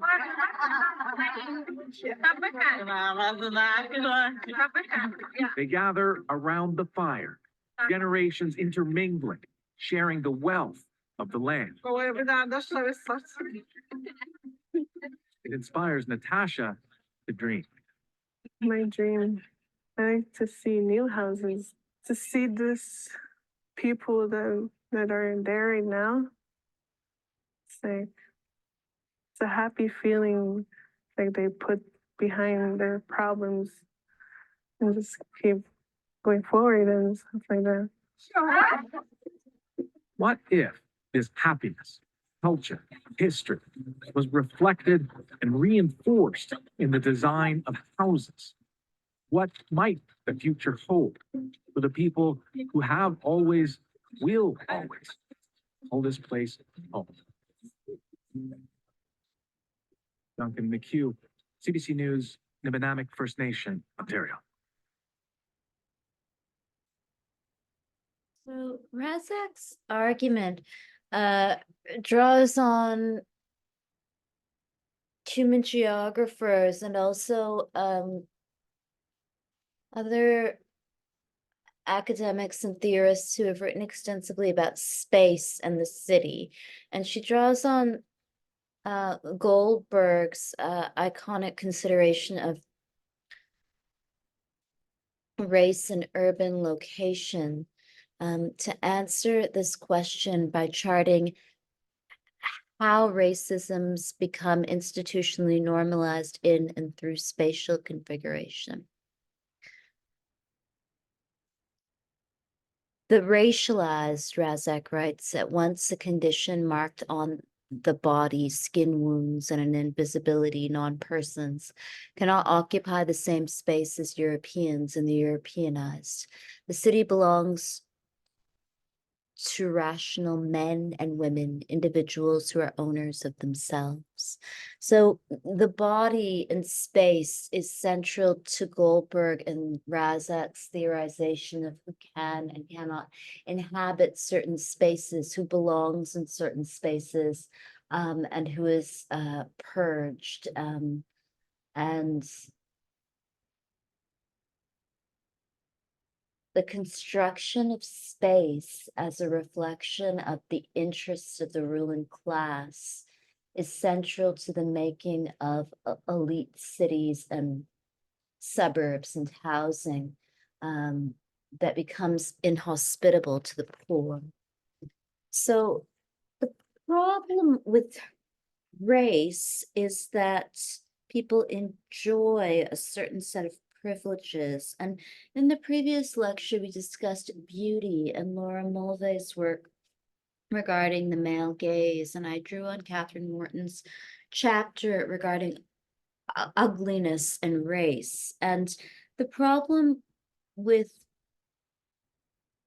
extending some sort of empathy or goodness towards those who are discriminated against is that people often enjoy certain aesthetics and enjoy consumer commodities and enjoy lifestyles and houses that are all imbued with a certain ideological meaning that upholds the class structure. So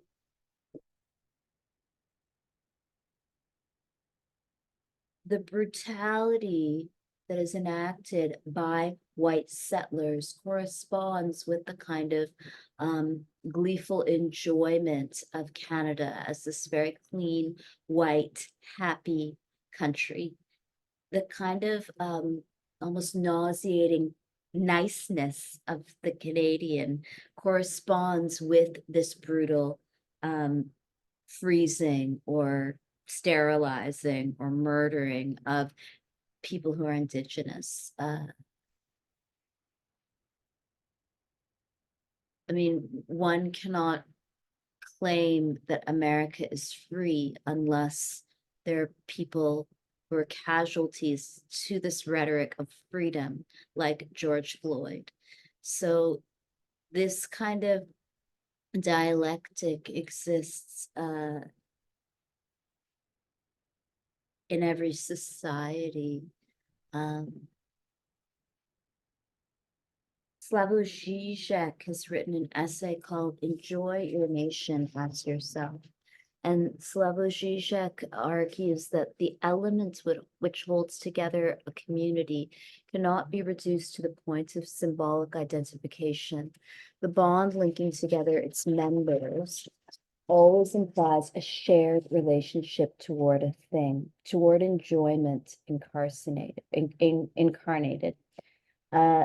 This relationship toward the thing, structured by means of fantasies, is what is at stake when we speak of the menace to our, quote, way of life presented by the other. It is what is threatened when, for example,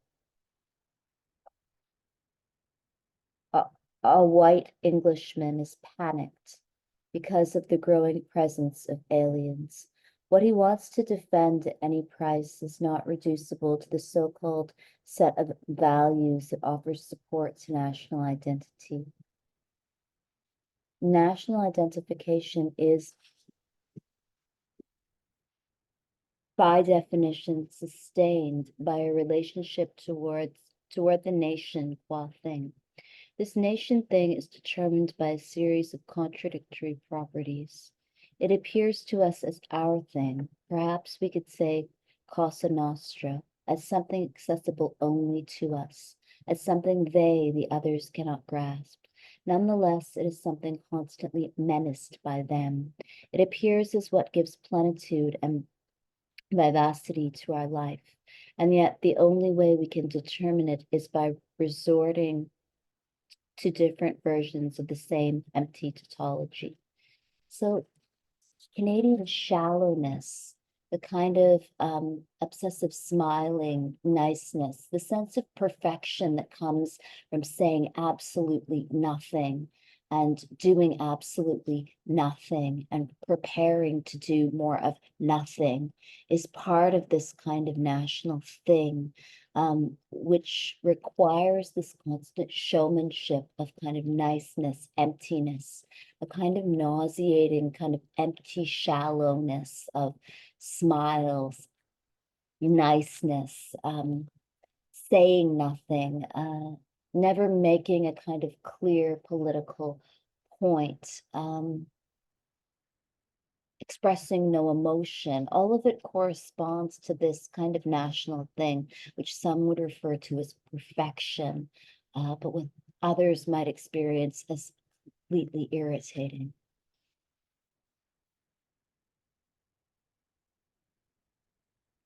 If we are asked how we can recognize the presence of this thing, the only consistent answer is that the thing is present in that elusive entity called our way of life. All we can do is enumerate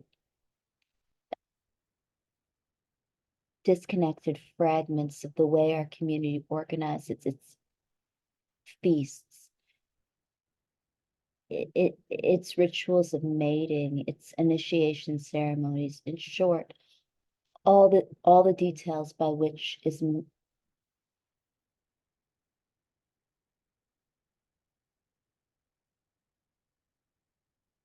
made visible the unique way a community organizes its enjoyment.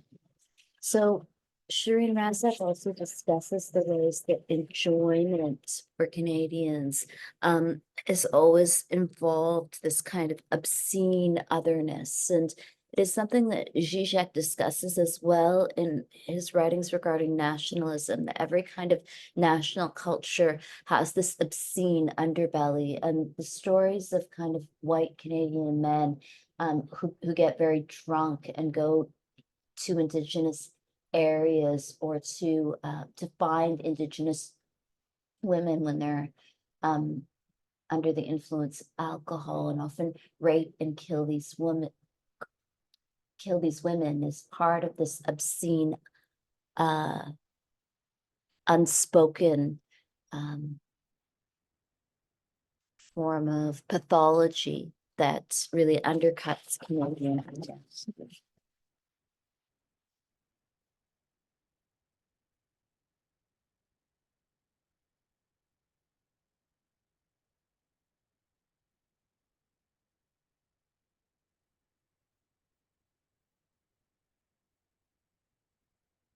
So the problem with nationalism is that it often involves this really uncritical support for state authority and state power. It also involves a real glorification for the most privileged people in any society, the ruling class. And this is also true of this kind of real celebration of the most privileged settlers, who are often rich white people, and even more specific, affluent white settler men. So nationalism is not really even about one's own personal interest or position or class position in a certain country. It is really about this love of the ruling class, irrespective of one's own class position. It is why Marx wrote that the worker has no country, because in essence, if someone sees themselves as a person who can work anywhere, can sell their labor anywhere, and should consider their own best interests, then nationalism does not appeal to a politicized working class.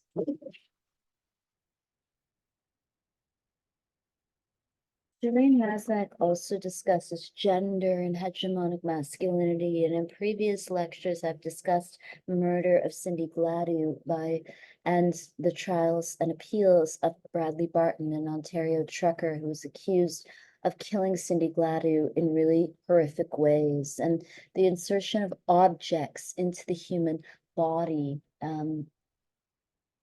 could be classified as torture.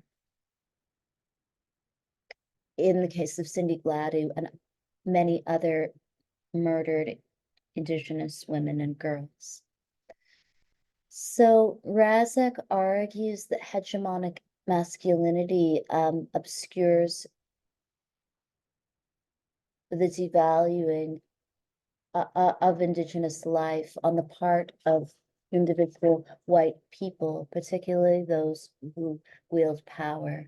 So again, the investment in hegemonic masculinity is similar to nationalism, irrespective of whether one is a person who benefits from the privileges of being a settler man, a white settler man. Many who, I guess, conform to certain norms or who invest in certain hierarchies of power cannot stop glorifying the most privileged people in a society, even if someone is not the most privileged. And in cases of hegemonic white Canadian masculinity, what one finds over and over again is that an entire group of people, including people of color, women, even queer people, often hide the crimes of white men.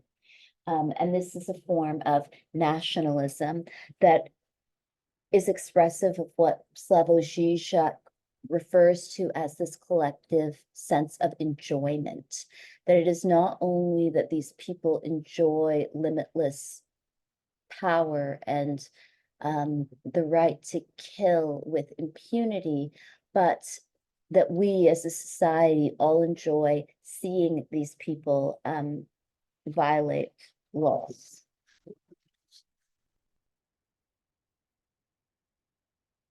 So the reason that fascism and Nazism was successful and continues to be successful is not only because the most privileged people who were, say, white German men participated, but because all of these other social actors rallied behind this kind of extreme masculine aggression.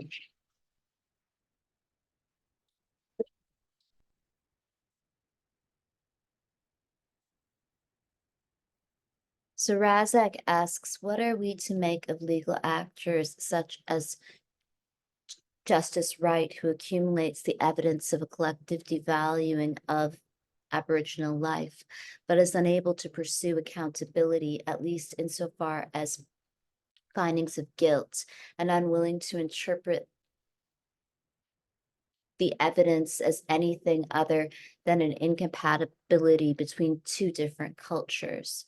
One obvious explanation is that legal processes such as inquiries largely function as performances of the laws, and thus colonial society's essential goodness, a staging of its commitment to the rule of law. So again, it's interesting to think of how nationalism works by concealing or by constantly producing otherness and then concealing discrimination. So this kind of simplicity of Canadian life with all of these kind of simple metaphors that are kind of Christian, like do unto others as they would have you do unto them. Like it all conceals the kind of extremely complicated colonial bureaucracy that settler Canadians have used to colonize Indigenous peoples. It also conceals the really complex hierarchies of skin color and race that continue to exist in Turtle Island.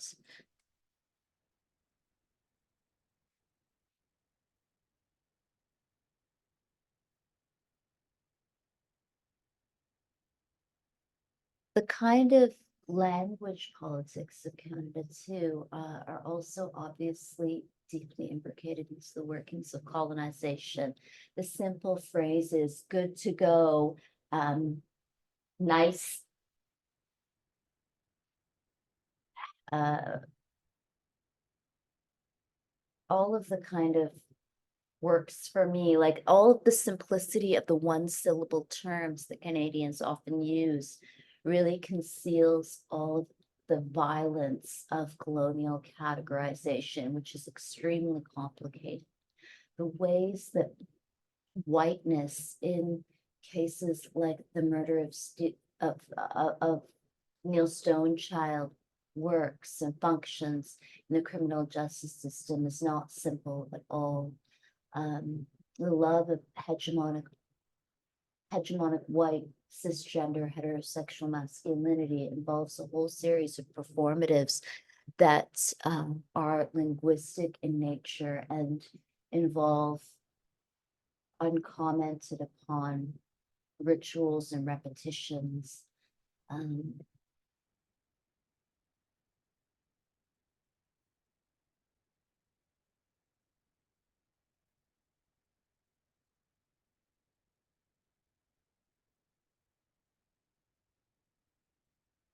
I would argue that there is a great deal of philosophical depth behind hierarchies in Canada.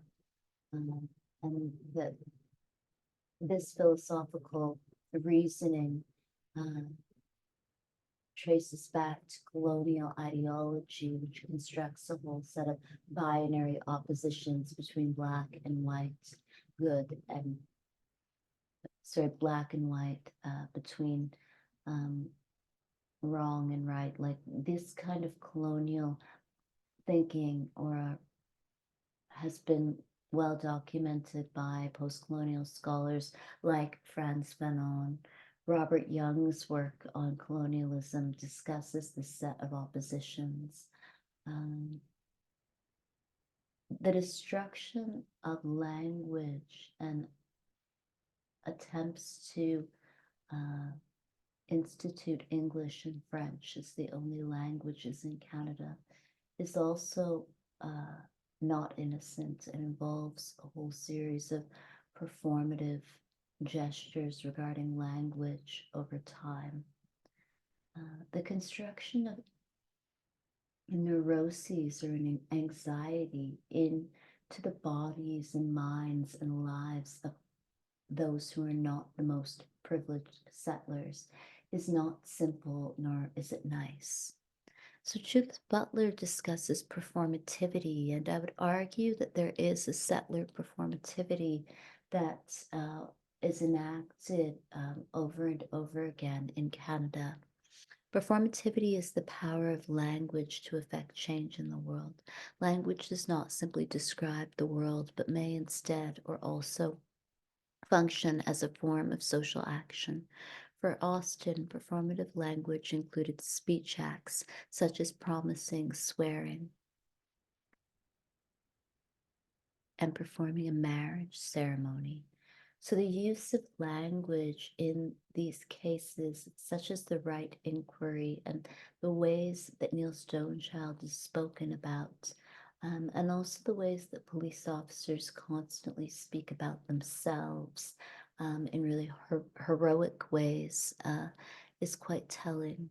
Performativity of gender is a stylized repetition of acts, an intimation or miming of the dominant conventions of gender. Butler argues that the acts that one does, the act that one performs, is, in a sense, an act that's been going on before one arrived on the scene. So in many instances when people kill Indigenous people, the heterosexual cisgender family is invoked as a trope which lends itself to this argument that these people are innocent and normal because they had a family. And after killing Indigenous people, they return to the supposed family.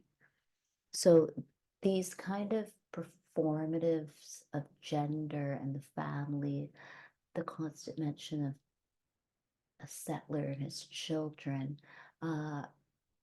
involve using certain performatives as an alibi to extreme hate crimes.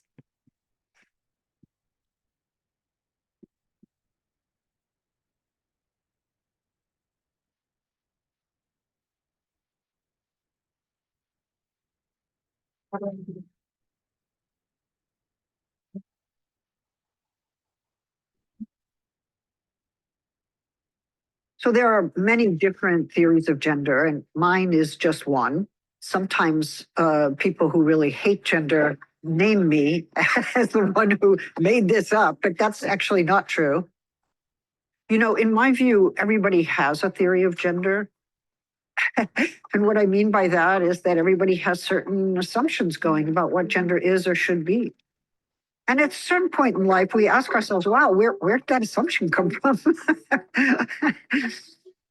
At this point, I'm less concerned about whose theory is right and whose theory is wrong, because the assault on gender is also I should also say I'm really suspicious of the ways that nationalism is also a very anti-feminist set of claims.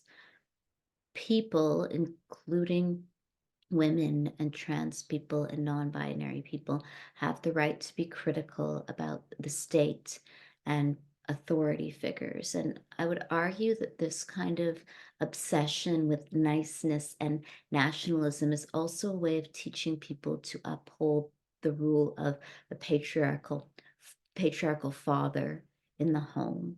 Domestic violence is against the law, just as killing people as a police officer is also against the law. democracy. We have the power and the freedom to make more livable lives for ourselves, where bodies can be more free to breathe, to move, to love without discrimination and without fear of violence. I am Judith Butler, Distinguished Professor in the Graduate School at the University of California at Berkeley. I teach literature, philosophy, and critical theory, and I'm most well known for my 2 books on gender, Gender Trouble and Bodies That Matter from the early 1990s. My work has been translated into more than 27 languages.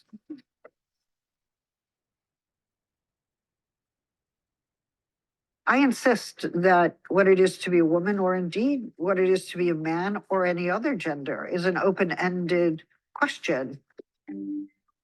We have a whole range of differences, biological in nature, so I don't deny them. But I don't think they determine who we are in some sort of final way. At the heart of these controversies is the distinction between sex and gender. But what is that distinction? How do we think about it? Sex is generally a category that is assigned to infants that has importance within medical and legal worlds. Gender is a mix of cultural norms, historical formations, family influence, psychic realities, desires and wishes, and we have a say in that. My early life was affected by the 1960s and the social movements that took shape during that time. I grew up on the east side of Cleveland, part of a Jewish community. And by the time I was in high school, I was politically active, but I was also taking university courses in philosophy. In my 20s, I came to see that it was not just the Jews who were apprehended and extinguished by the Nazi regime. It was queer people, it was gay, lesbian people, it was people with disabilities, people with illnesses, Polish workers, communists. And my sense was that one needed to widen the lens and see that many people have been subject to genocidal politics, and to understand that there are different forms of oppression. I remain convinced that one does need to know history in order to make sure it does not repeat, and that one wants justice not just for the group to which one belongs, but for any group that suffers in a similar way. In the 70s and 80s, I was part of a movement of people who were rethinking gender during that time. Queer theory was emerging. It was in a complicated conversation with feminism. Trans issues had not yet surfaced as part of our contemporary reality. So it was a moment in which we asked questions like, what has society made of us, and what can we make of ourselves? There were a number of versions of feminism that I tended to oppose. One of them held that, well, women are fundamentally mothers and that maternity is the essence of the feminine.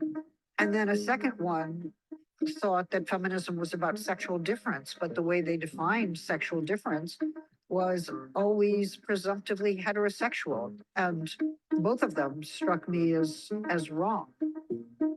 I was pretty committed to the idea that people ought not to be discriminated against on the basis of what they do with their body, who they love or how they move or how they look. All I was saying is that the sex you're assigned at birth and the gender that you are taught to be should not determine how you live your life. Most people have no clue that in 2023, the best way to make money on Amazon is not with physical products. Sometimes people point to gender trouble as the inception of gender theory, but people were working on gender before me, Gail Rubin and Juliet Mitchell and Simone de Beauvoir herself. Simone de Beauvoir was an existential philosopher and a feminist philosopher who wrote The Second Sex in the 1940s. The basic point was that one is not born a woman, but rather becomes one, that the body is not a fact. She opened up the possibility of a difference between the sex you're assigned and the sex you become. Gail Rubin was an anthropologist and remains an anthropologist who wrote an extremely influential article called The Traffic in Women. And what she tried to say was that the family was a structure whose task it was to reproduce gender. And one of the aims it had was to kind of keep heterosexuality looking really normal. And although it was part of feminist anthropology at the time, it allowed us to start thinking about gender as something that could be reproduced, crafted, cultivated, and that there were systems, frameworks to which gender belongs. There was one other dimension of Rubin's work, which was, interestingly, psychoanalysis. She basically said, well, maybe there's a whole lot of repression going into becoming a man and a whole lot of repression going into becoming a woman. And that one of the things we have to do is to conform with existing gender norms, is to rule out all those possibilities of being, feeling, doing, loving that don't line up with the gender norms that are governing our lives. So anthropology, psychoanalysis, they all had their place in that moment way before gender trouble emerged on the scene. I think at the time that I wrote Gender Trouble, people treated gender as if it was a natural fact or a sociological reality, but they didn't treat it as something that you could make and remake. Performance is important to the extent that we do enact who we are. And anybody in performance studies actually knows that there are performances that we do in our lives that are not mere performance, they're not fake. When performative was first coined as a word, the philosopher J.L. Austin was trying to understand legal utterances. So when a judge says, I declare you man and wife, you become man and wife once that declaration has happened. That's not fake. That happened. Now, what if we were to say that in enacting our lives as a particular gender, we are actually realizing that gender anew. We are making something real happen. When gay and lesbian people started coming out, or when trans people started living openly, something changed in the world. By appearing, speaking, acting in certain ways, reality changed. And it has changed. We are seeing the changing of terms. We no longer speak about family, woman, man, desire, sex in the same way. Even the Cambridge Dictionary acknowledges that something has changed. Okay, so when we talk about performative, we're talking about an act that makes something come into being or an act that has real consequences. We're talking about the changing of reality. Even among progressive and liberal people I know, there can sometimes be a real resistance to thinking about trans rights or lesbian and gay rights or even women's rights. They sometimes say that these are secondary issues, or it simply makes them uncomfortable. Why should I have to refer to someone as a he or a she or a they? And yet, at least in the US, we learned how to talk about Black people differently, or we talk about women differently. And sure, it was probably hard to learn how to use new language. Maybe we had to adjust our habits. But stumbling is part of learning, and making an error is part of learning, especially when we're learning something new. Sometimes we can all be vitriolic, right? Some certain statements will set me off and I will scream. But if I only were to do that, then I would never be having a conversation with anyone. I think we all want to be the moral center of our universe. Like, that's right, that's wrong. You're canceled, you're not. You're with me, you're against me. But we have to allow ourselves to be challenged and accept the invitation to revise our ways of thinking, because that's the only way of being open to people who are trying to make their claims, sometimes for the very first time, to be heard, to be known, to be acknowledged. Now, I'm less interested in defending a theory of gender. I'm much more concerned with finding creative and effective ways of countering the attack on gender. One problem is that many people who refuse to allow trans people to define themselves is that they feel that their own self-definition is destabilized. The idea that we can change reality, transform reality to be more open, inclusive, just, less violent. There's an instability in that that's very frightening to people who want to understand their genders as fixed. But is anybody's gender necessary and universal, or is it a complicated emergence that happens with each of us? Our deepest sense of self is also formed in time, and we can't always know in advance what that will be. Freedom is a struggle because there's so much in our world that's telling us not to be free with our bodies. And if we are seeking to love in a free way, to live and move in a free way, we actually have to struggle to claim that freedom. When we live in a democracy, we assume that we're living according to certain principles: equality, freedom, justice. And yet we're constantly learning what freedom is and what equality is and what justice can be. And those challenges, right? The anti-slavery movement, the suffrage movement, the movement for LGBTQIA plus rights. I mean, each of those struggles involve challenging people's existing ideas of who's equal, who has the right to be free, and how do we define justice? We are all the time struggling to achieve that goal.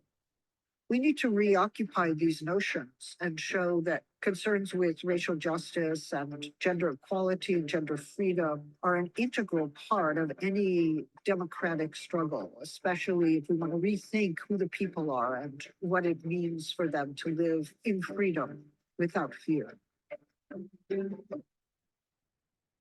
Let's just wrap up the gender stuffs. Unless you want to take a break from gender, we can go back to that. Do you want to let me give you the prompt for the last few minutes? My whole life I've wanted to take a break from gender. I can never take a break from gender. Get smarter, fast. So that is a clip, or it's a, I guess, a semi-short film about Judith Butler and gender performativity and the ways that this questioning of gender as a performative, or the revealing of gender to be a set of performatives that are enacted over time to give the illusion of naturalness, opens up a whole set of other questions regarding race and essentialism, and also regarding investments in nationalism that are perhaps gendered investments. So in an essay called Race, Time, and the Revision of Modernity, Homi K. Bhabha, who is a key post-colonial scholar who wrote a really influential book called The Location of Culture, discusses the idea of time and race and what constitutes the modern. Bhabha states the problem of the articulation of cultural difference is not the problem of freewheeling pragmatist pluralism or the diversity of the many. It is the problem of the not one, the minus in the origin and repetition of cultural signs in a doubling that will not be sublimated into a similitude. What is in modernity more than modernity is this signifying cut or temporal break. It cuts into the plenitudous notion of culture splendidly reflected in the mirror of human nature. Equally, it halts the end of signification of difference. The process I have described is the sign of the present within modernity, erases and interrogates those ethnocentric forms of cultural modernity that contemporize cultural difference. It opposes both cultural pluralism and its spurious egalitarianism, different cultures at the same time, or cultural relativism, different cultural temporalities in the same universal space. So what Baba is then describing is this kind of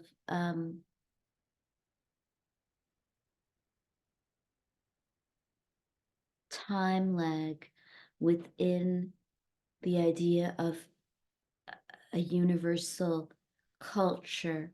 And what Baba is interested in is that cultural difference, or what he's interested in discussing, is the way that cultural difference is not really about a set of multitudes that are same or are the same or equal, but it is the problem of the not one, the minus of in the origin. And so ultimately what Homi Bhabha and many other post-colonial theorists are interested in is how this idea of cultural difference often produces abject bodies or subaltern figures whose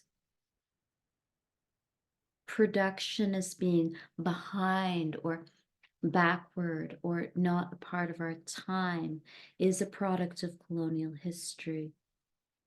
And in this essay, Homi Bhabha also draws on Michel Foucault, and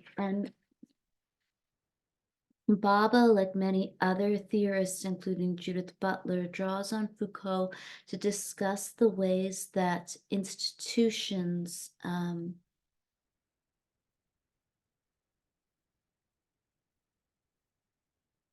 produce racial and gender hierarchy. And so Homi Bhabha states that in Foucault's interest to the history of sexuality, racism emerges in the 19th century in the form of a historical retroversion that Foucault finally disavows.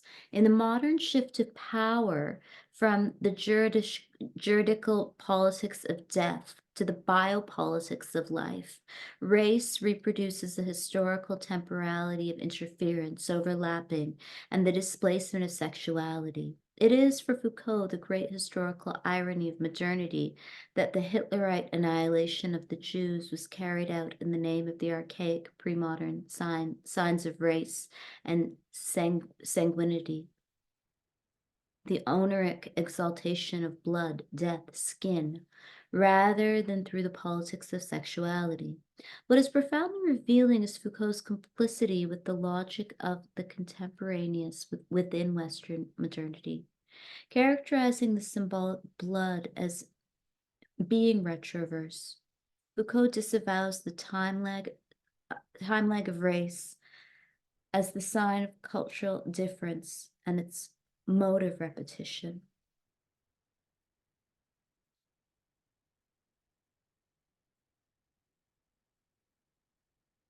So Foucault writes, we must conceptualize the deployment of sexuality on the basis of the techniques of power that are contemporary with it. So the production of race is a really colonial construct, and it corresponds to the production of forms of authority that not only lead to the casual killing of those deemed to be others, but to a biopolitics of life and of nation building.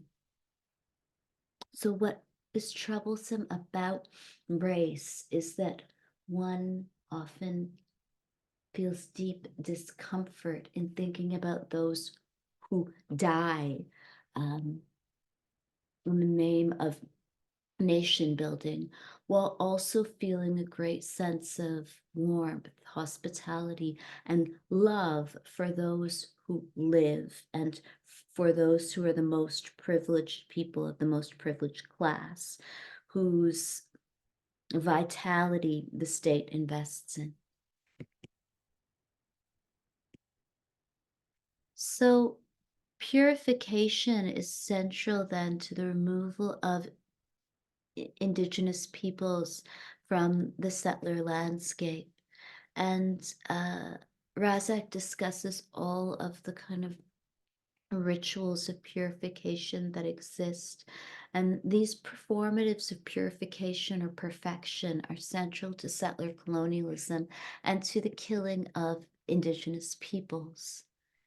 Inquests and inquiries into Aboriginal deaths in custody provide a means of tracking the evictions that end in death, the racial spatial economy of the settler city, and the peripheric spaces in the city but not of the city where Aboriginal bodies are regulated but not considered worth redeeming. So this lack of kind of forgiveness of certain people, the constant scrutiny of certain bodies corresponds with the refusal to ever hold people accountable, and the refusal often to hold settlers accountable for discrimination and even for murder.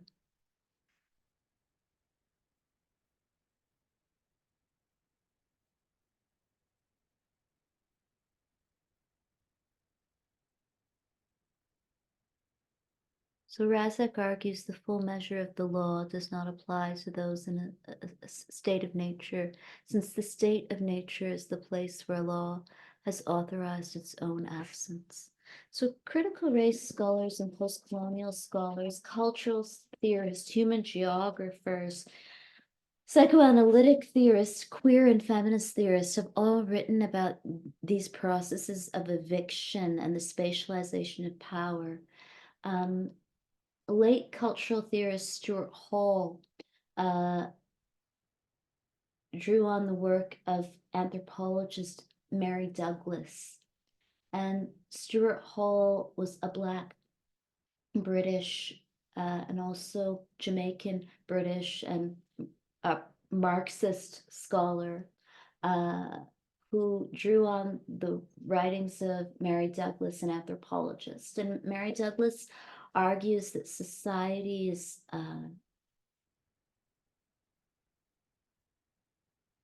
work not because of a kind of anarchy of objects, nor do they work because of a refusal to allow things to move. They work because everything has its place. And so there's a place for this and there's a place for that. And what often troubles a society is not matter, but matter out of place. And so Hall draws on Mary Douglas, who states that you don't worry about dirt in the garden because it belongs in the garden. You worry about dirt in the bedroom because it does not belong there. And you have to then spend a lifetime trying to remove dirt from the bedroom. So this kind of eviction of the Indigenous people from Saskatoon and from other cities is expressive of this effort to kind of enact this almost Nazi-like cleansing of settler Canada. And Hall's interest in this idea of dirt in the garden and dirt in the bedroom is obviously also about race and racism, which was one of the central focuses of Stuart Hall's work. So I'll finish then with this quote by Bell Hooks: "Being oppressed means the absence of choices." And I'll put some of the other materials that I made reference to. I often cite from a textbook that I taught when I was a PhD student at York University. And so I hope that you're enjoying the class. My name is Tara. I am the professor for this class. My PhD is in sociology at York University in Toronto, and my postdoctoral research was done at the Open University in London, England. And that's all. I hope that you are doing well. And as we move into the last month of the class, I will discuss a book that I've written about art and politics. I hope you're doing well. I hope the course content is not too controversial. I do think it's important to look at these instances of murder and specifically the ways that Indigenous bodies are constructed in settler Canada. And I think it is important, particularly because of the time period we're living in, because the release of the TRC Commission report and the Missing and Murdered Indigenous Women and Girls report ask us all to consider our moral and ethical responsibility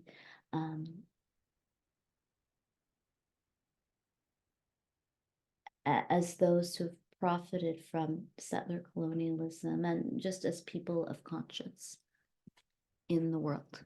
Okay, that's all. Thank you very much. I hope you're doing well.